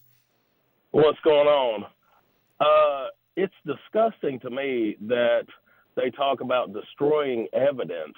And have we heard about Epstein? Right. Have we heard about Hunter Biden? Yep. Where's the laptop? I mean, come on. Like, this is elementary school, like, bickering back and forth. Not to mention, it's disgusting to hear somebody, you're interviewing someone and you can't shut your face long enough to just let them speak. But that's the whole point with these Democrats is that they don't want her to speak because what she says makes them completely uncomfortable. Exactly. It's absolute garbage. It makes me sick to my stomach. And I've got friends on both sides. I've got people in my life that have voted both sides. I have people in my life that voted or did not vote this last time because they weren't sure about the left. Mm-hmm.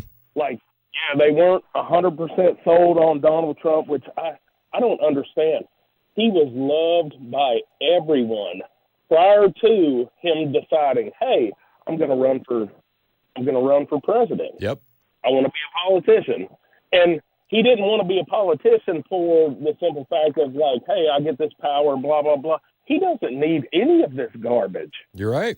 And it's the most like maddening. Like, I was screaming in my truck yesterday listening to your show, not for you guys, but just from like everything that's going on. It makes me sick to my stomach. Yeah, and to your point on Trump, he's the only president in U.S. history that I know of, and I'm 99.999% sure he never took a presidential salary. He left the office. He left the office with less net worth than when he went in. Same can't be said about Biden. The same can't be said about Obama. He sacrificed everything, and had he not declared to run for president, the lawfare would have never been waged against him. And on top of it, like he's getting shot at by crazy people, and all of a sudden, oh, well, we're the FBI. We can come to your house. Google can figure out what I'm talking about at my house and send me ads through my phone that tells, okay, everything I've talked about. Yep. I've never looked it up, and it's like, okay, really? And go back to, where did the cocaine come from in the White House? Where do you think it came from? It's like, it's the most outlandish bunch of garbage I've ever heard. Yep. And I'll just let you know, I just started listening to your show about 2 weeks ago, and I'm in love with it. I appreciate you, man. That's very kind. Yes, just the fact that you guys speak the truth, and it's amazing, because I don't know how many times my comments or my posts have like I've been banned for 2 weeks, 3 weeks, a month from posting one of my comments on YouTube, and none of which had curse words, anything like that. It's just like, really? I can't speak my mind? Yeah.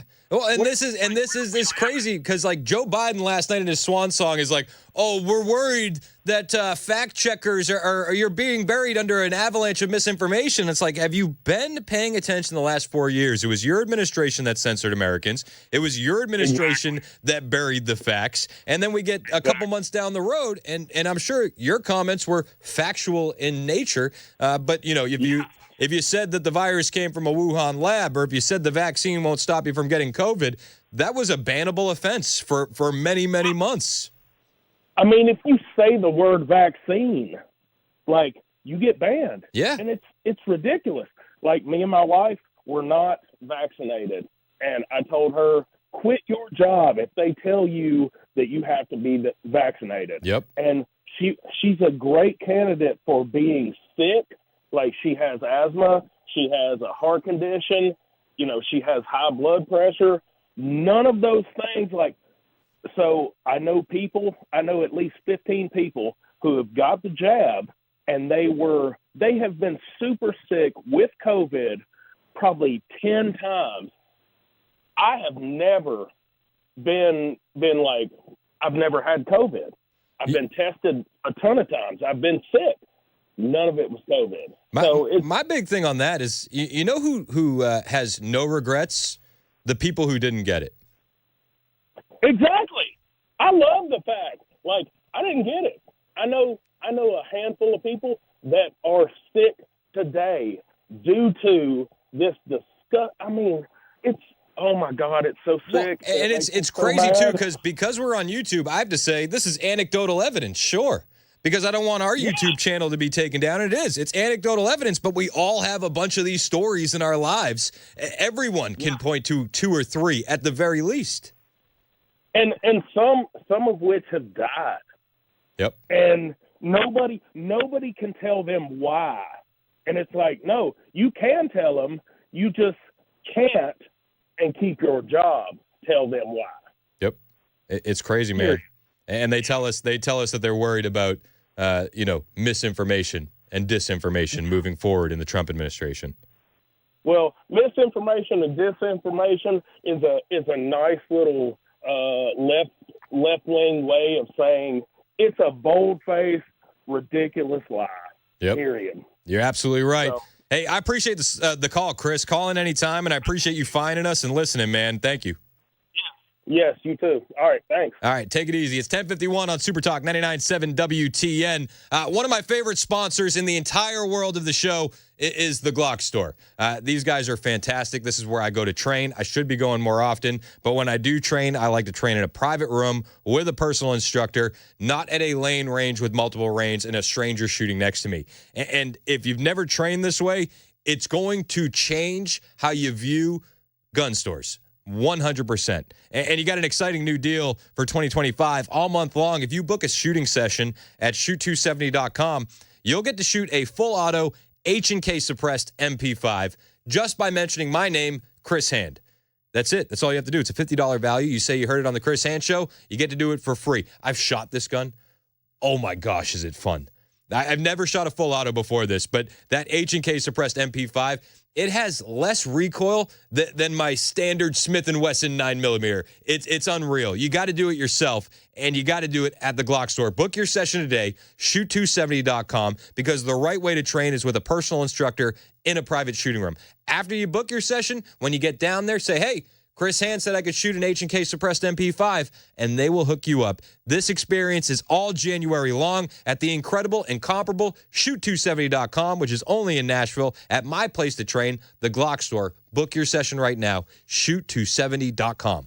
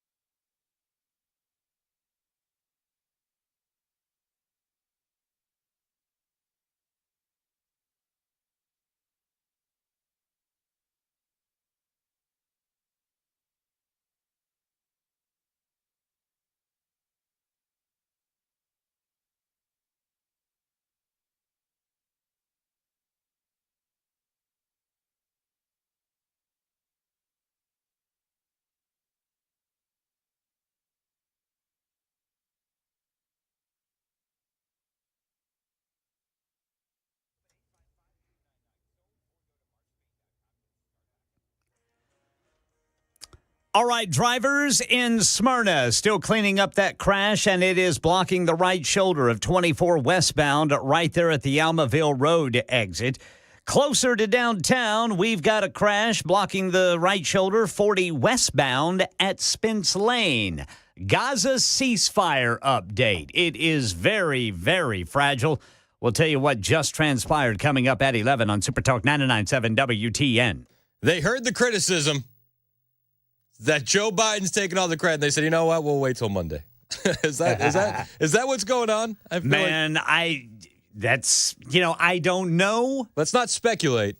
But you can't, because you're just doing the news. Right. I can speculate. You can speculate, brother, and have at it. See, Ken is the information fuel, and I'm the opinion driven. And I will just let you know, my opinion is that they're hearing Biden take credit, and they're waiting for Donald Trump to get into office. That's just what I'm thinking. I'm also thinking I can't get enough of Pam Bondi versus Adam Schiff. He's like, can you commit to not destroying evidence? And she's like, oh, like how you did with Donald Trump? Review I'm hundreds not of going to cases on the first mislead day? this body nor you. All right, let me ask another question. You don't want to answer that. Let me ask You were another question. censured by Congress, Senator, for comments just like this that are so reckless. It will also be important for you to be able to preserve the records, the evidence of the department. Are you ready to commit that none of the evidence in the January 6th investigation will be destroyed under your watch? Senator, I will follow the law. I will consult with ethical officials in the Do department. you see any ethical basis to destroy evidence in the January 6th investigation? Then why can't you answer the question? Why can't you say, I commit to this committee, we will never destroy the evidence in the January 6th investigation? Why can't you give this committee and the American people that assurance? Are you frightened because evidence was destroyed against President Trump that was false? Is that why you're frightened now? I can't believe this is even... Why do you have difficulty? I mean, she just roasted him over and over and over. I'd like to report an assault. There's a short blonde woman taking out a pencil-necked geek on the floor of Capitol Hill. Unreal. She's a beast. Now, they had a lot of questions for Pam Bondi about one Kash Patel. And I don't know about you, but Jimmys were rustled. And my almonds were activated, and I can't wait. I think the spiciest confirmation hearing we're going to have is Kash Patel, based on the questions that they had to ask Pam Bondi about regarding Kash Patel. And Pam's answers were just fantastic. She's like, I feel like this is more appropriate for a Kash Patel hearing. Then the dreaded QAnon came up. Is QAnon with you in the room right now? We'll play you those clips on the way.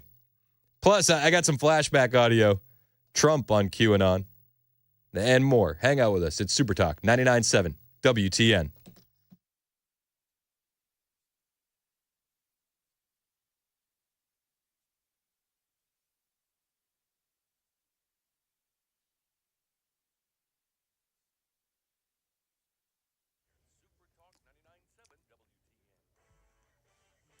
$11 o'clock on the dot. I'm Ken Weaver with your top stories. Full forecast coming up in 5 minutes, and that Gaza ceasefire seems fragile.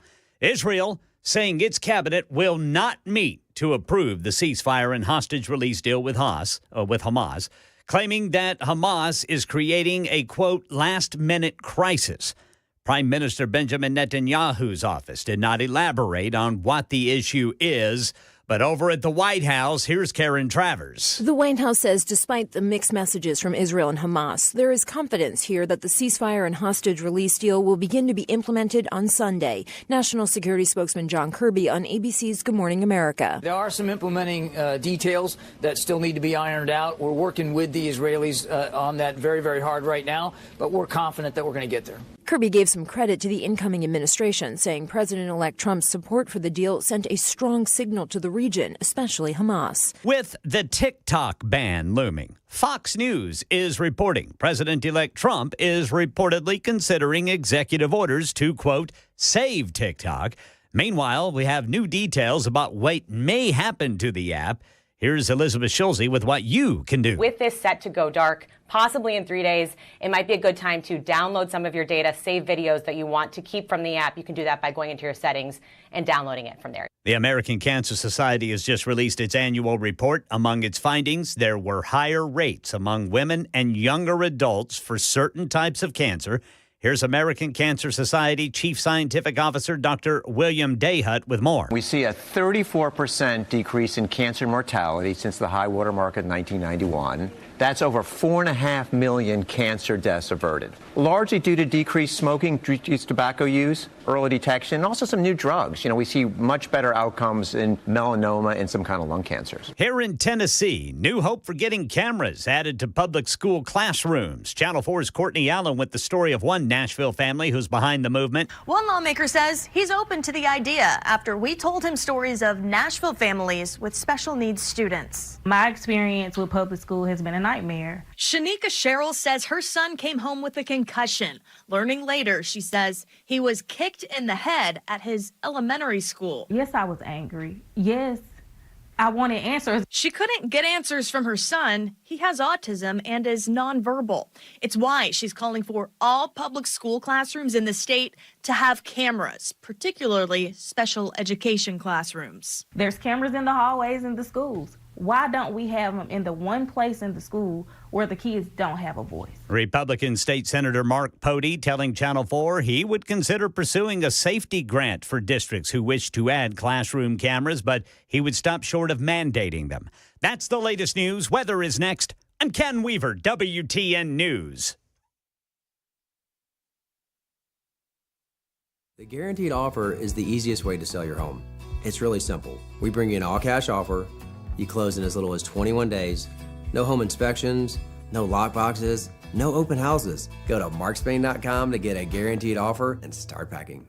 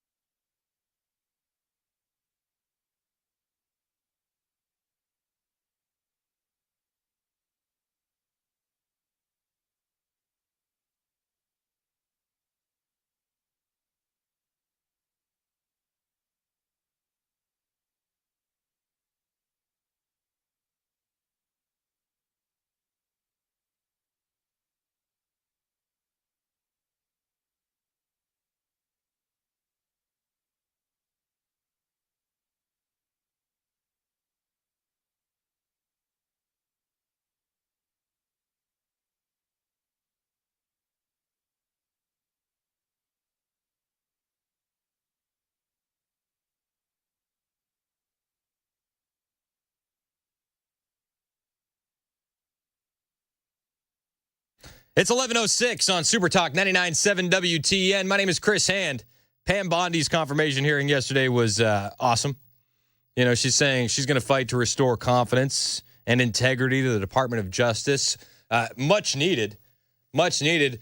Day 2 is going to be continuing today, and looking forward to that. She was an absolute pistol. And she had to answer a lot of questions about Kash Patel. I don't understand why other nominees are coming up during her confirmation hearing, but Kash Patel seemed to come up again and again and again. Senator Sheldon Whitehouse demanded that AG nominee Pam Bondi defend Kash Patel's enemy list. Yeah. They had to know about Kash Patel's enemy list. Do you ever have an enemies list? No, Senator. And you went on to be Florida's Attorney General. As Florida's Attorney General, did you ever have an enemies list? No, Senator. As Florida's Attorney General, you were responsible for hiring into the Florida Department of Attorney General, correct? Senator, the Attorney General's office in Florida is the third largest in the state, approximately 1,400 employees and approximately 400 lawyers. Only California and Texas are our bigger offices. And you were responsible yes. for hiring into that office while you were Attorney General? Yes. Would you have hired someone into the Florida Attorney General's office who you knew had an enemies list? Senator, to cut to the chase, you're clearly talking about Kash Patel. I don't believe he has an enemies list. He made a quote on TV, which I have not heard. I saw your sign, or Senator Durbin's sign, about Kash. But I know that Kash Patel has had 60 jury trials as a public defender, as a prosecutor. He has great experience in the Intel Department, Department of Defense.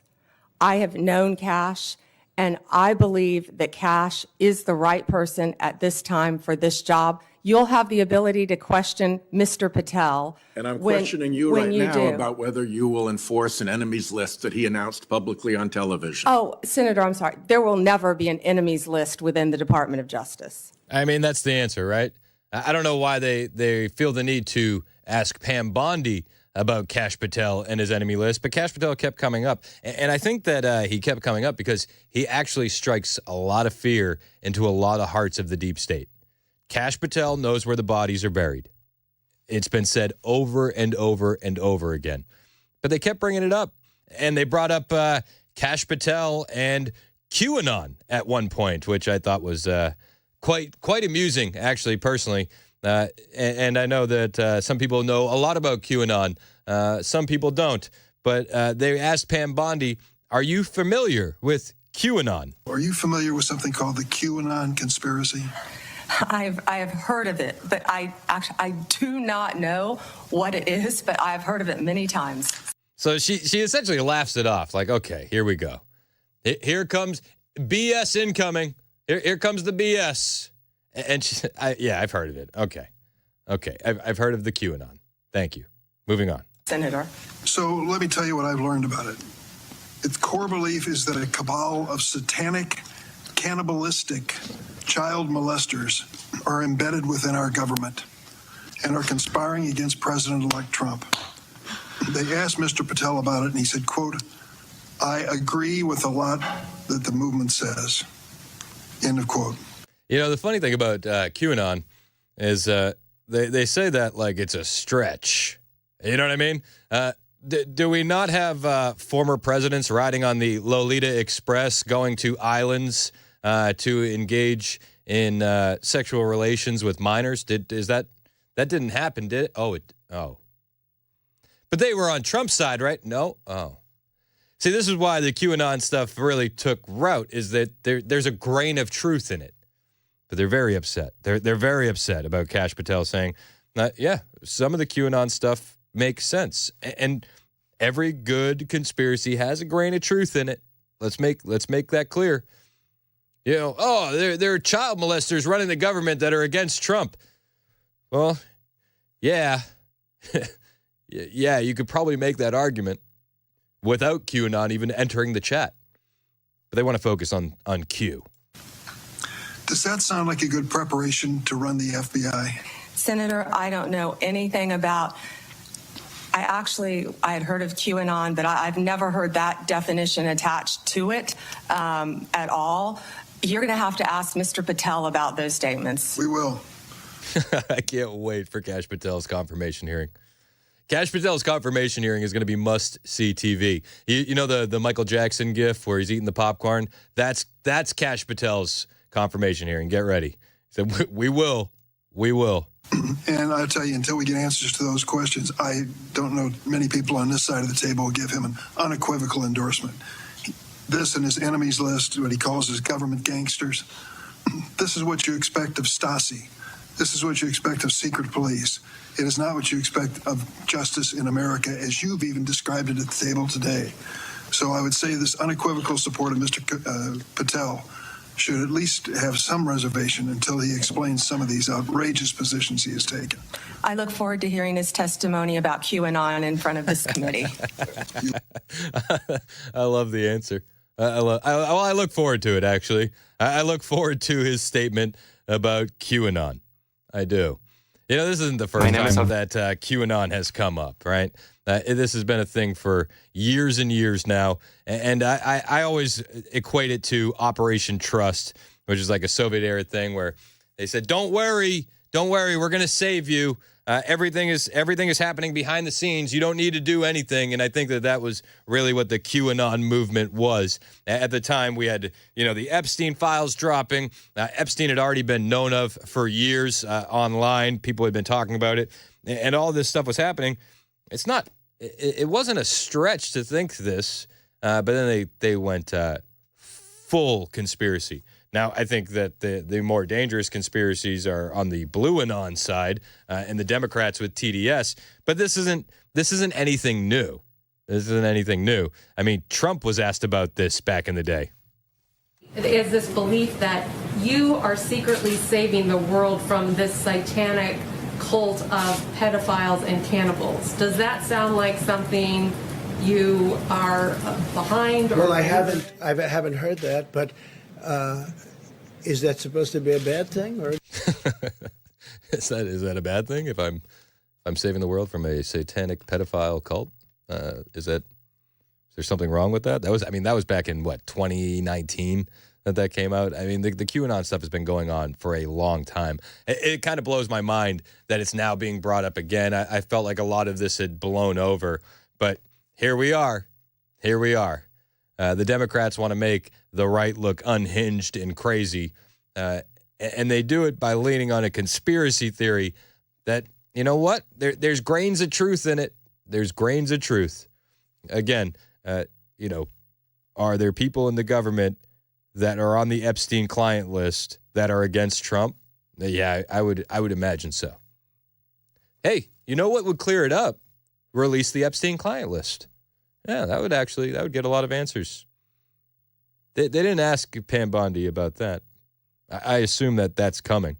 But Pam Bondi, she had a lot to say, and she commented on the pardons and commutations that Joe Biden has handed out so far while discussing this with Senator Chris Coons, and she absolutely hammers Biden's pardons and commutations. Clemency, as we discussed, often near the end of an administration, there's a rush to consider pardons.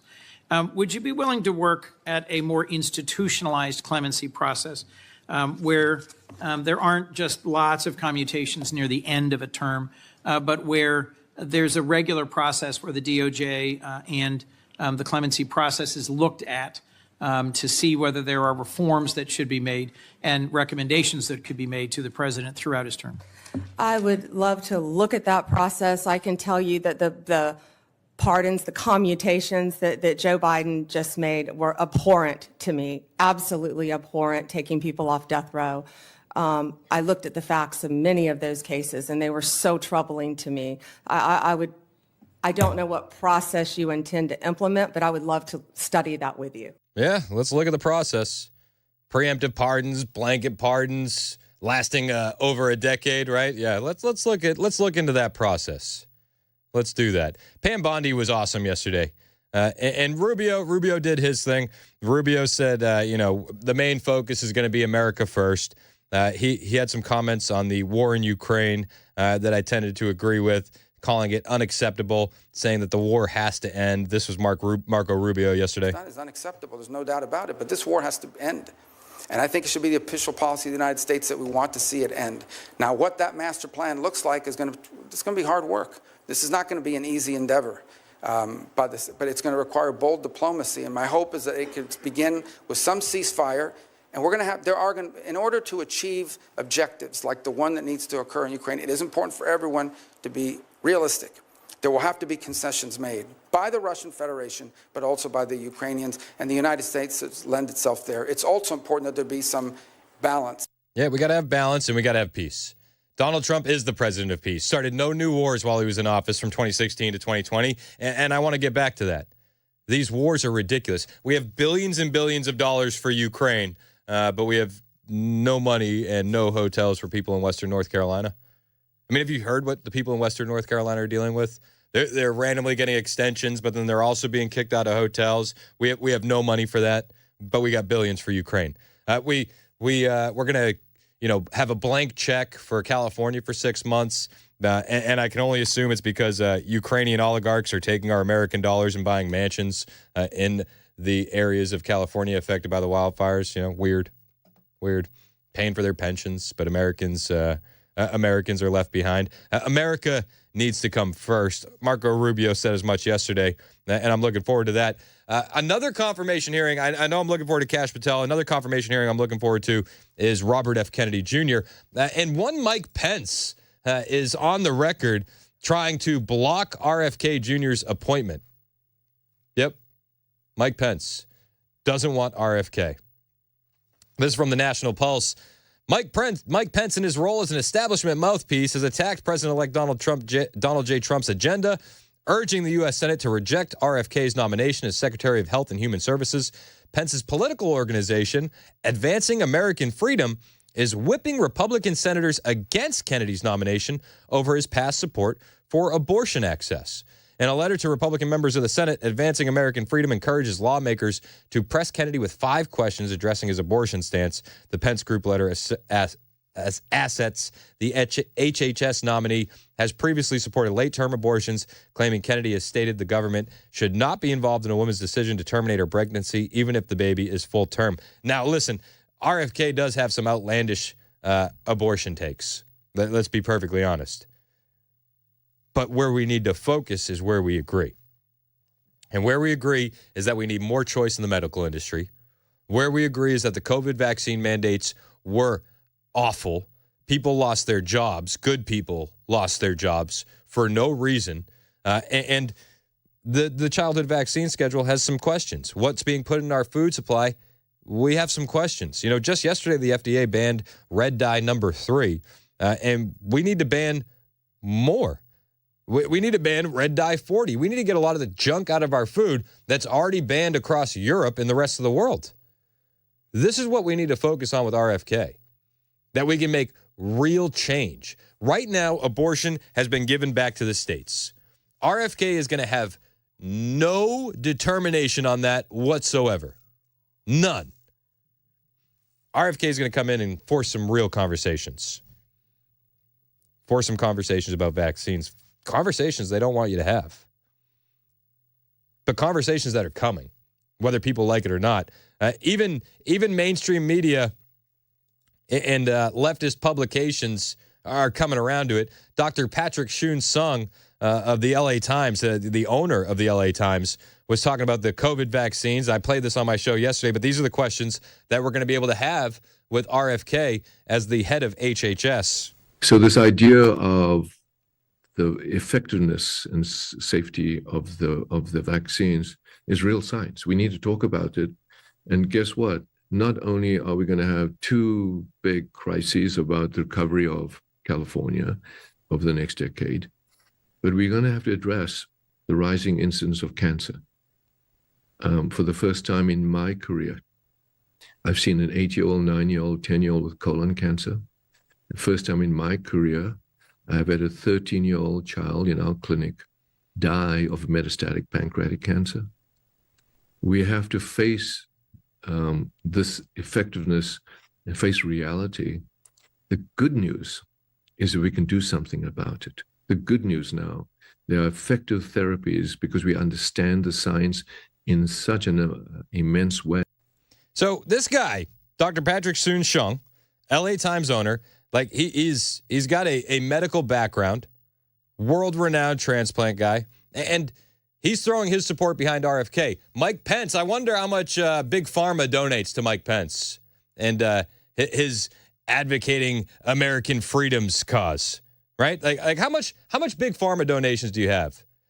Because you're moving the focus to abortion where the focus needs to be on our food supply and what's going into our bodies.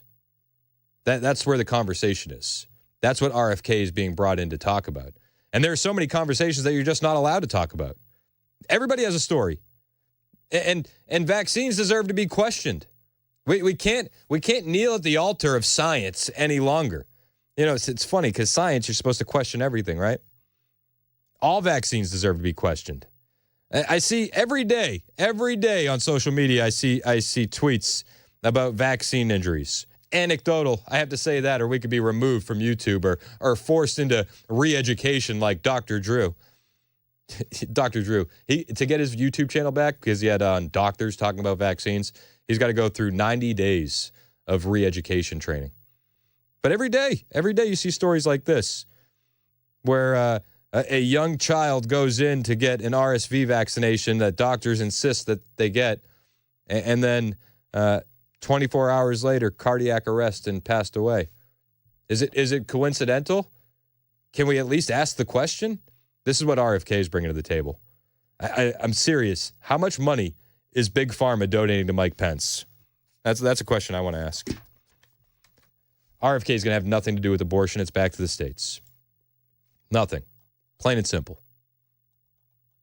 But they're scared about the other conversations he's going to bring to the table, and that's why they oppose him. It's 11:23 on Super Talk 99.7 WTN. My name is Chris Hand. I'm here for my friends at United Structural Systems. The snow has melted.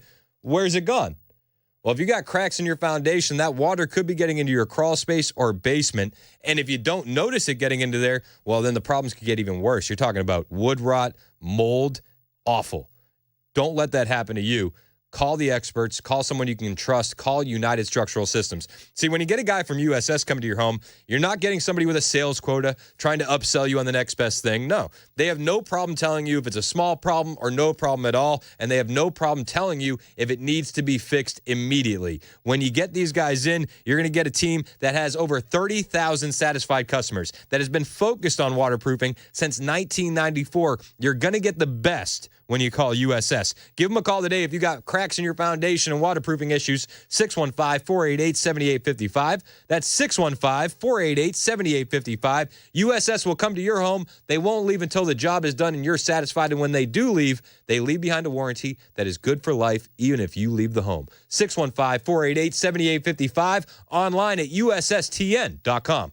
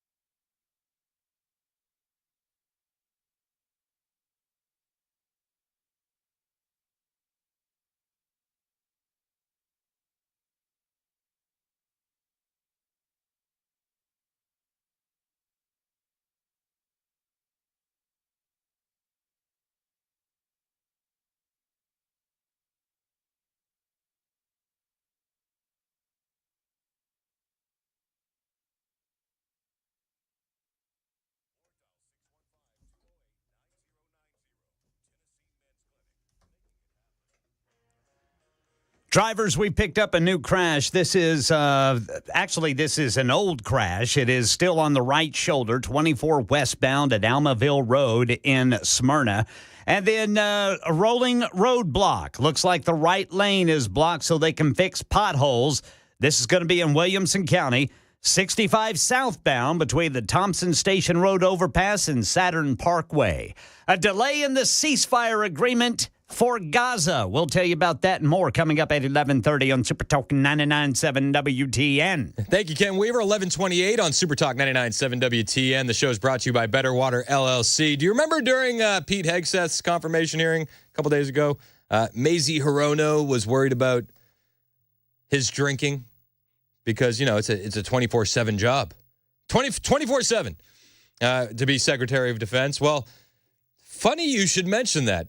The Lloyd Austin disappearance report just dropped yesterday.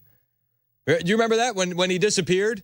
Because, you know, he was sick, man. The guy had cancer. I'm not knocking him. Like, you got to take time off. You got to take time off. But, hey, fill somebody in.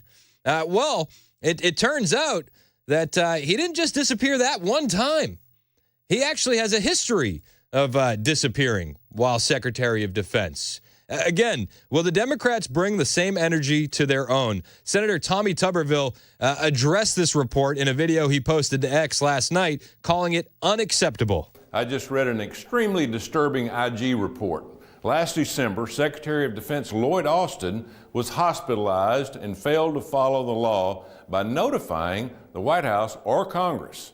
Similarly, his deputy, Secretary Kathleen Hicks, also refused to follow protocol and report the transfer of authority.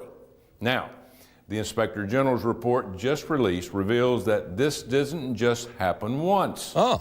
Secretary Austin did the same thing again 5 months later, last June. So he did it again after he got blasted for doing it the first time. You know, you fool me once, shame on you. Fool me twice, I'm not going to get fooled again, right? That's the George Bush quote. Not going to get fooled again. And he hid it from everyone. Now, look, I get it. People get sick. Yep. It happens to all of us. And I sincerely hope Secretary Austin is healthy. But it is dangerous and deeply concerning that our Secretary of Defense left the United States vulnerable when he was completely out of commission. And you know what you don't hear? You don't hear any pearl clutching from the Democrats. You don't hear any hand-wringing. Nobody's even upset.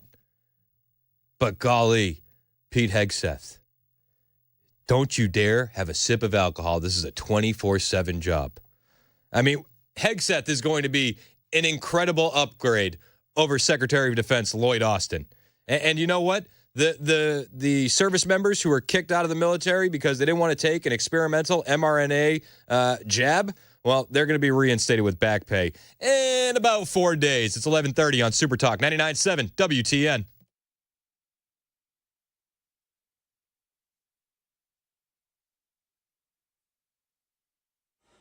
I'm Ken Weaver with your top stories. Got the full forecast coming up in 5 minutes. A delay in the ceasefire agreement between Israel and Hamas after Israeli Prime Minister Benjamin Netanyahu accuses Hamas of attempting to renege on parts of the agreement reached with the mediators and Israel in an effort to extort last-minute concessions. Netanyahu says the Israeli cabinet will not ratify the agreement until Israel's conditions are met. And the American Cancer Society's annual report has some good news and some not-so-good news in it. Here's ABC's Sherry Preston. The American Cancer Society's chief science officer, Dr. William Dayhut, says what's discouraging is, for the first time, if you're a woman under the age of 65, you're more likely to have a cancer diagnosis than a man. That's due mostly to thyroid and breast cancers. As for what's encouraging, overall cancer deaths are down. We see a 34% decrease in cancer mortality since the high water mark of 1991. That's over 4.5 million cancer deaths averted. That's because of early detection, new drugs, and fewer people smoking. Here in Tennessee, Channel 4 says a new rules package passed by the Tennessee House of Representatives gives the speaker more power to eject members. And after several incidents of students being injured in Nashville classrooms, some parents have been demanding cameras be installed in public school classrooms. Channel 4's Courtney Allen on whether there's any appetite for it from state leaders. We took that question to lawmakers. House. Republican State Senator Mark Pody told us he'll consider filing legislation during this session that would create a safety grant districts could apply for to get cameras in classrooms, but he stopped short of mandating it. And that way each school district could make the decision, is it best for them? Is that what they need? And if it is, we want to help make that funding available for them. Democrats also tell us they're looking into the idea. And Wilson County schools telling Channel 4 they would be open to the idea of installing classroom cameras. That's the latest news. Weather is next. I'm Ken Weaver, WTN News.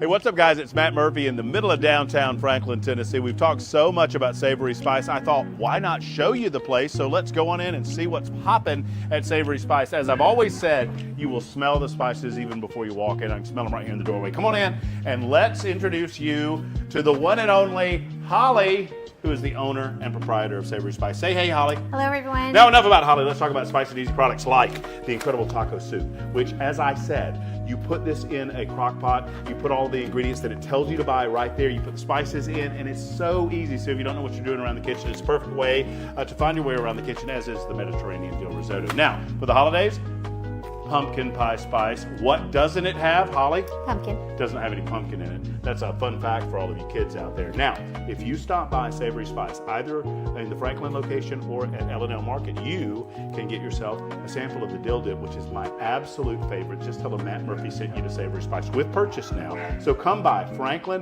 or L&L Market in Nashville and come see Holly and the entire crew at Savory Spice.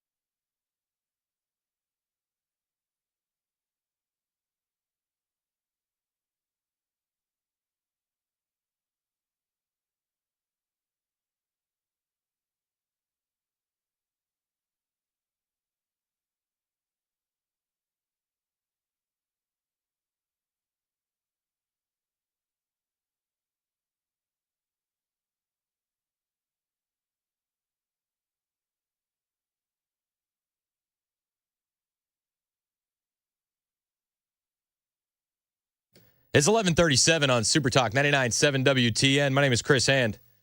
You know, Joe Biden warned us in his end of quote speech last night about the avalanche of misinformation and disinformation that's facing the American public, how dangerous it is. You got Gavin Newsom. He's warning, the mis and disinformation is killing people in California. It is. As fires rage. And I just wanted to share with the class, I found a bit of misinformation myself last night. This was comedian Bill Burr on the Jimmy Kimmel Show, spreading his own brand of mis and disinformation. It's very good to see you. I heard you had to evacuate your home. Yes. Like most people, I had to. I got lucky, the winds moved, but, the fire was coming and all that stuff. So I feel lucky. Are you guys back in? And I think everybody did a great job. Yeah, it's a bit of misinformation and disinformation right there. I mean, let's be honest. More than 12,000 structures have been destroyed. At least 25 people have died. 40,000 plus acres have burned. It's some of the worst fires in Los Angeles history. And Bill Burr gets on TV and says, everybody did a good job. Everyone? Now, listen, I'm not disparaging the firefighters. Those guys are working their tails off. And the heroes need to be celebrated, but they also need to be put in a position to win, okay? And when you got fire hydrants with no water in them, reservoirs that are empty, about 100+ fire trucks sitting in a repair lot, can't be deployed because they're broken in a massive economy in California, that's failure. That's mismanagement. Bill Burr says, listen, if you think that this has been mismanaged, well, you're a Monday morning quarterback. Yeah. Unlike the internet, Yeah, right. I know. It's right. Oh, my God. All of these fire experts. Why didn't you just fly a helicopter into the ocean and then just, I don't know, because there was 100-knot winds? You want to do that? You want to do that at night, you lunatic? How are you? This was definitely mismanaged. That's a big word we're hearing now. Mismanaged, like some idiot on the internet knows how to manage the worst fire in L.A. sitting there in his underwear. I can be sitting there in my underwear, and I'll fully admit I'm an idiot when it comes to firefighting. Yet I do know that it's going to be a lot harder if there's no water in the fire hydrants. I don't, you know what I mean? Like, I think anybody can kind of figure that out. And when you're in the second largest city in the country, to not have water in the fire hydrants, what would you call that if you're not calling it mismanagement? I think that's very a nice way to put it. I would call it utter incompetence. Utter incompetence. Bill Burr spreading his own brand of misinformation last night. Joy Reid, she says that right-wing billionaires are, the dreaded right-wing billionaires of the oligarchy that Joe Biden warned us about. She went on TV and said that right-wing billionaires are using the LA fires to create apartheid in California. Retrofitted with their ugly right-wing policies, the way they've ruined Florida and Texas and every other red state where poverty rates are high and education is warped and non-white immigrants, pregnant women, victimized girls, and LGBTQ folks live in fear. Oh. Then the fight for permanent control of America is basically over. They can drill and frack California till the fires this past week pale in comparison. They can rip out all the forests and hand over the land to developers, Florida style. They can drive out the brown people and the black and Asian people, or just sink them into the same apartheid they've created in Texas. This woman is a lunatic. Bill Burr doesn't call her out for mismanagement. They're trying to create apartheid in California, racial segregation. Is that what they're doing? Yeah, these people are insane. Absolutely insane. And as the LA Fire Department is facing just an intense workload, to put it mildly, there are now rumors that Gavin Newsom, and reports on the ground, Gavin Newsom is ordering firefighters not to use or connect to Starlink that's been provided by Elon Musk. This is from Cece Woods on X with the report. She says, Elon was at the Zuma incident command post. Word of such got back to Newsom, who quickly called CHP headquarters, demanding that the CHP at Zuma immediately remove Elon from the incident ground. CAL FIRE has strict orders to all incident management team members that they shall not have any free Starlinks from Elon or use them. There are credible sources advising the 2 other action items will occur soon. These action items are CAL FIRE will issue a memorandum telling all employees they cannot use Starlink, nor have it on their CAL FIRE vehicles, and that the LA County Board of Supervisors are pissed Elon was there and did what he did. The same style memorandum is allegedly coming down to LA County Fire. These are just unsubstantiated reports right now, but I want to share them with you because, they're saying, it's misinformation and right-wing billionaires are creating apartheid in California. But let's just be perfectly honest. The right wing had nothing to do with these fires. Nothing. And Elon Musk, to his credit, is delaying Cybertruck deliveries in California to move them, to move them into LA in a grid-like pattern so that way these people can connect on the ground and have internet service because the temporary cell towers that they've put up aren't cutting it. And you have TV hosts on MSNBC claiming that he's pushing for apartheid in Los Angeles via the fires. The guy from South Africa. Got it. And Bill Burr says, everything's fine. Everything's fine. The fires are being mismanaged. And it's really sad what's happening out there. It's also sad how bad FEMA is mismanaging what's happening in Western North Carolina. Have you seen that these guys are getting, right before the snowstorm, thousands of families are going to be kicked out of these hotel rooms. They have nowhere else to go. And then FEMA issued a 24-hour extension. And then the hotels didn't get the notice, and families were still being kicked out. And then a day later, they issued another extension, which would get people through March, I believe. But the mismanagement is just across the board. And it's all these leftist-run institutions. Top to bottom, incompetence across the board. But, we're used to it by now. This is what we've been seeing for the last 4 years under Joe Biden and his administration. Just flat-out incompetence. Whether it's these natural disasters that they want to pin on climate change, or it's the man-made disasters like the wide-open southern border. And then cities will say, well, all these illegal aliens that are coming in, they're just newcomers. They're allowed to stay. We're not going to work with ICE to get rid of them. And they spend millions upon billions of dollars to house and feed and take care of these newcomers. And then you see stories like this out of Massachusetts where a migrant at a Boston area shelter, they say migrant, that's a nice way to say illegal alien, a migrant was caught at a Boston area shelter hiding guns and $1 million worth of drugs. He's just trying to feed his family. They're doing the jobs that Americans don't want to do, guys. That's what we're told, right? That's what we're told. 4 days, and Donald Trump is going to fix a lot of this. Ron DeSantis, he's going on offense big time, and I love it. I don't sing Ron's praises very often, but listen, give credit where credit is due.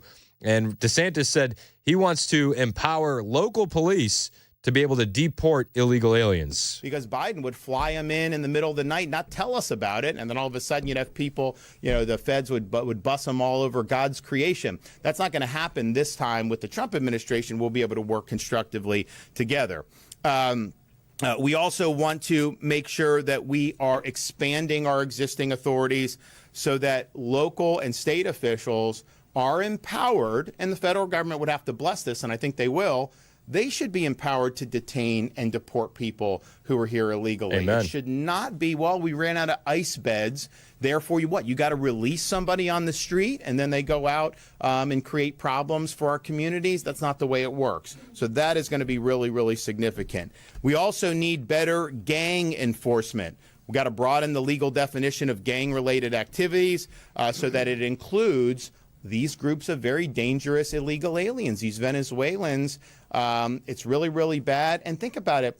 When we had Hurricane, I think it was Helene. Yeah, Helene. Maybe it was Milton. No, Helene. We had Helene. It did a lot of damage to the west coast of Florida. So DeSantis is out there saying, listen, we need to go on offense. And I wish Governor Lee would take the same stance. Tennessee is going on offense in certain spots. Gino Balso, shout out to Gino. Big G is what I call him. That was the first time, but I think I should call him Big G. Tennessee lawmaker Gino Balso is bringing to the table the Trump Act, where he's going to target illegal alien fund transfers and paying for education. I like this. HB 0145, otherwise known as the Tennessee Reduction of Unlawful Migrant Placement Act, or the Trump Act, sponsored by Gino Balso. Primarily, the bill creates prohibition for financial institutions to send or transfer funds electronically to a person or account outside of the country without verifying if the sender is a U.S. citizen or otherwise here legally. Let's go. Let's get on offense and let's demagnetize the state. Shout out to Gino. We need to get everybody on board with this. They say institutions that will violate the requirement would be subject to a civil penalty to be decided by the Attorney General and leadership from the state. The penalty would also be based on, this computer is just freezing every chance it gets. It would be subject to a civil penalty to be decided by the Attorney General and leadership from the state. The penalty would also be based on the size of the institution, the gravity of the violation, and other matters as justice may require, as the bill language says. As for the children of individuals who are not in the country legally, the bill calls for parents whose child is attending a Tennessee public school to be charged tuition and fees in the same manner as tuition and fees are charged to pupils who do not reside in the country. So you wouldn't be able to come to our school for free if you're not paying taxes. You got to pay for that. If passed, the bill would go into effect July 1st, 2025. That's HB 0145. Gino Balso is sponsoring that. The Trump Act. We need that passed immediately. We need to be more on offense than we've ever been before. The American public has mandated it. Tennessee should be leading in this area. Lord willing, this gets passed. It's 11:49 on Super Talk 99.7 WTN.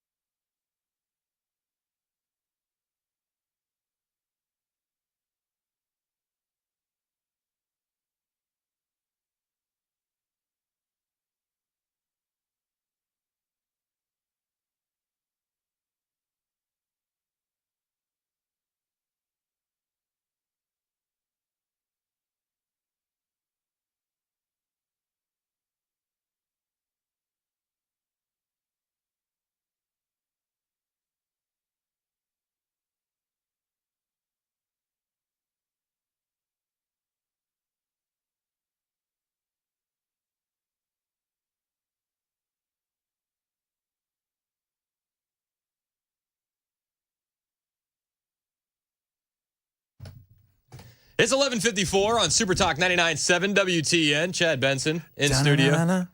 This is a good one. What do you got going on, man? Chilling, man. Having some fun. We're going to have some fun today. I was going to not have fun, but I just don't know how to do that. There you go. I heard you talking about the crackhead rats earlier. Yeah. Crackheads. So, did you hear the guy? Like, he was just, and it's really tough because they're addicted to drugs. It's just like he was resigned to, like, I got to get him in rehab. My favorite, that's one of my favorite stories of the day. So, just to recap, Houston police have an issue in their evidence locker. They have a rodent problem. It's not confidential informants. Yeah. But there are rats getting into the evidence locker, and they're eating the drugs. And bugs, too. He said he's got there's, like, cockroaches and stuff, and they're just cracked out. Like, he's walking in, and they're just all, like, high. That's insane. It's insane. It may be one of my favorite stories. That's a great story. Mainstream media won't touch it. No. But it's a great story, and they're doing it. I mean, it's like, but I remember reading about, Pablo Escobar, who I was talking, if you guys want to know, like, we see all these cartels down in Mexico. They're nothing like Pablo was. He was saying he was losing, what, $3 million a week because rats were eating cash? Eating his cash. That's crazy. They have a hippo problem in Colombia because of Pablo Escobar. Yeah, that's awesome. He bought a couple hippo. Like, that's what you do when you have cartel money. Yeah. You buy a hippo. That was for, like, he had his own private zoo. Yeah. And everybody abandoned him. They let the hippos go. And now these hippos hippos are like one of the most dangerous animals in the world, super territorial. Now they're just roaming around Colombia. Well, they're throughout the Amazon. And the problem they're talking about is they reproduce like rabbits. And so they're trying to get people to go and scientists to go essentially go in and sterilize them. Neuter them and spade, and to like that's a tough job, man. I know I need to eat, but that seems a little bit above my pay grade. I feel like it would be easier just to shoot the hippos. Yeah, they don't want to do that though. They shouldn't be there in the first place, though. No, they shouldn't be. But that's a lot of invasive species. But that was he had a discotheque in his prison.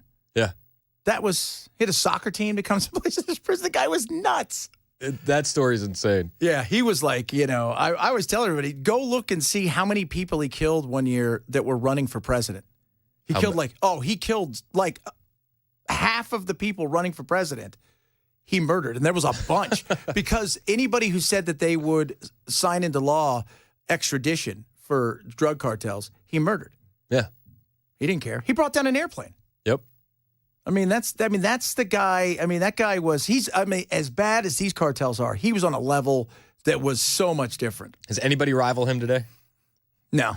Because we felt it everywhere. Mexico, you can, yes, it comes across the border somewhat, but not like that. But we felt everything. The distribution, he had like 80% of the world's cocaine was distribution was because of him. It's wild. No, he had a monopoly. It's a wild. He's a wild one. Yeah, but he would spend $3,000 a week on rubber bands just to wrap money, on like 10-cent rubber bands, $3,000 a week. A week, because he was making so much money. It's crazy. Yeah, otherworldly. I say often, if you want me to support a war, designate the cartels as terrorist organizations and go Absolutely. after them. Well, I can get behind that. The minute they cross, and they try not to cross the line, but the minute, I remember talking to, I don't know, it was Brandon Judd or somebody was, and they said, the minute a white girl named Becky gets murdered in Phoenix, everything's going to change. You say that, but shot up like in front of everybody kind of thing, because they don't hold back, but they push, but they, again, they terrorize their own. It's like the same thing with like Trente Agua. Trente Agua's not robbing, right? They're terrorizing their own people because they know they're afraid to call anybody. Yes, because they won't, because then they'll get on the list and then they'll be on the deportation next up. So they're just going to keep their mouth shut. So you've got a captured audience of people you can terrorize. That's the hypocrisy of the compassion of the left. Yeah. It's like, we have to protect these newcomers. It's like, yeah, but you're literally putting them in the line of fire. Yeah, you're not. Constantly. You're not. All the time. I had a story earlier. A migrant in a Boston area shelter was caught hiding. A migrant had guns and $1 million worth of drugs in a migrant shelter in Boston. Wow, that's insane. Insane. It's crazy, man. It's crazy. So there's lots of issues. I want to see how they handle this on day one and how they already they're seeing tons of self-deportation, especially people who think they can get back here. Yep. If you think you're never coming back, you come catch me. If you think you got a shot at coming back, you're getting out before you get caught. Yep. Fill out the paperwork, and I'll see you in a couple years. Yeah, and in fact, in Southern California, a large Filipino area, they're doing that in droves because they recognize they have a shot of coming back. A lot of them were here legally, but they've overstayed their visas, they ran out and stuff, and now they're leaving because they want to come back, and they know that it'll be a 10-year memoriam for them to have a chance to come back. Insanity. What do you got coming up on the show today? We're talking a little bit about some of the hearings, obviously what's going on with Israel and stuff. We got a bunch of just some fun, wacky stuff, including the fact that there's a place in Texas that apparently none of these scientists have ever seen a movie because they have just finished their first seed rounding of $10 million to bring back the woolly mammoth. Oh. Once you do one, you're not going to stop there. It's like Jurassic Park. That's exactly what it is. All right. Because their next one's the saber-tooth, they say. Really? Mm-hmm. I like it. Looking forward to that. Chad Benson's in next.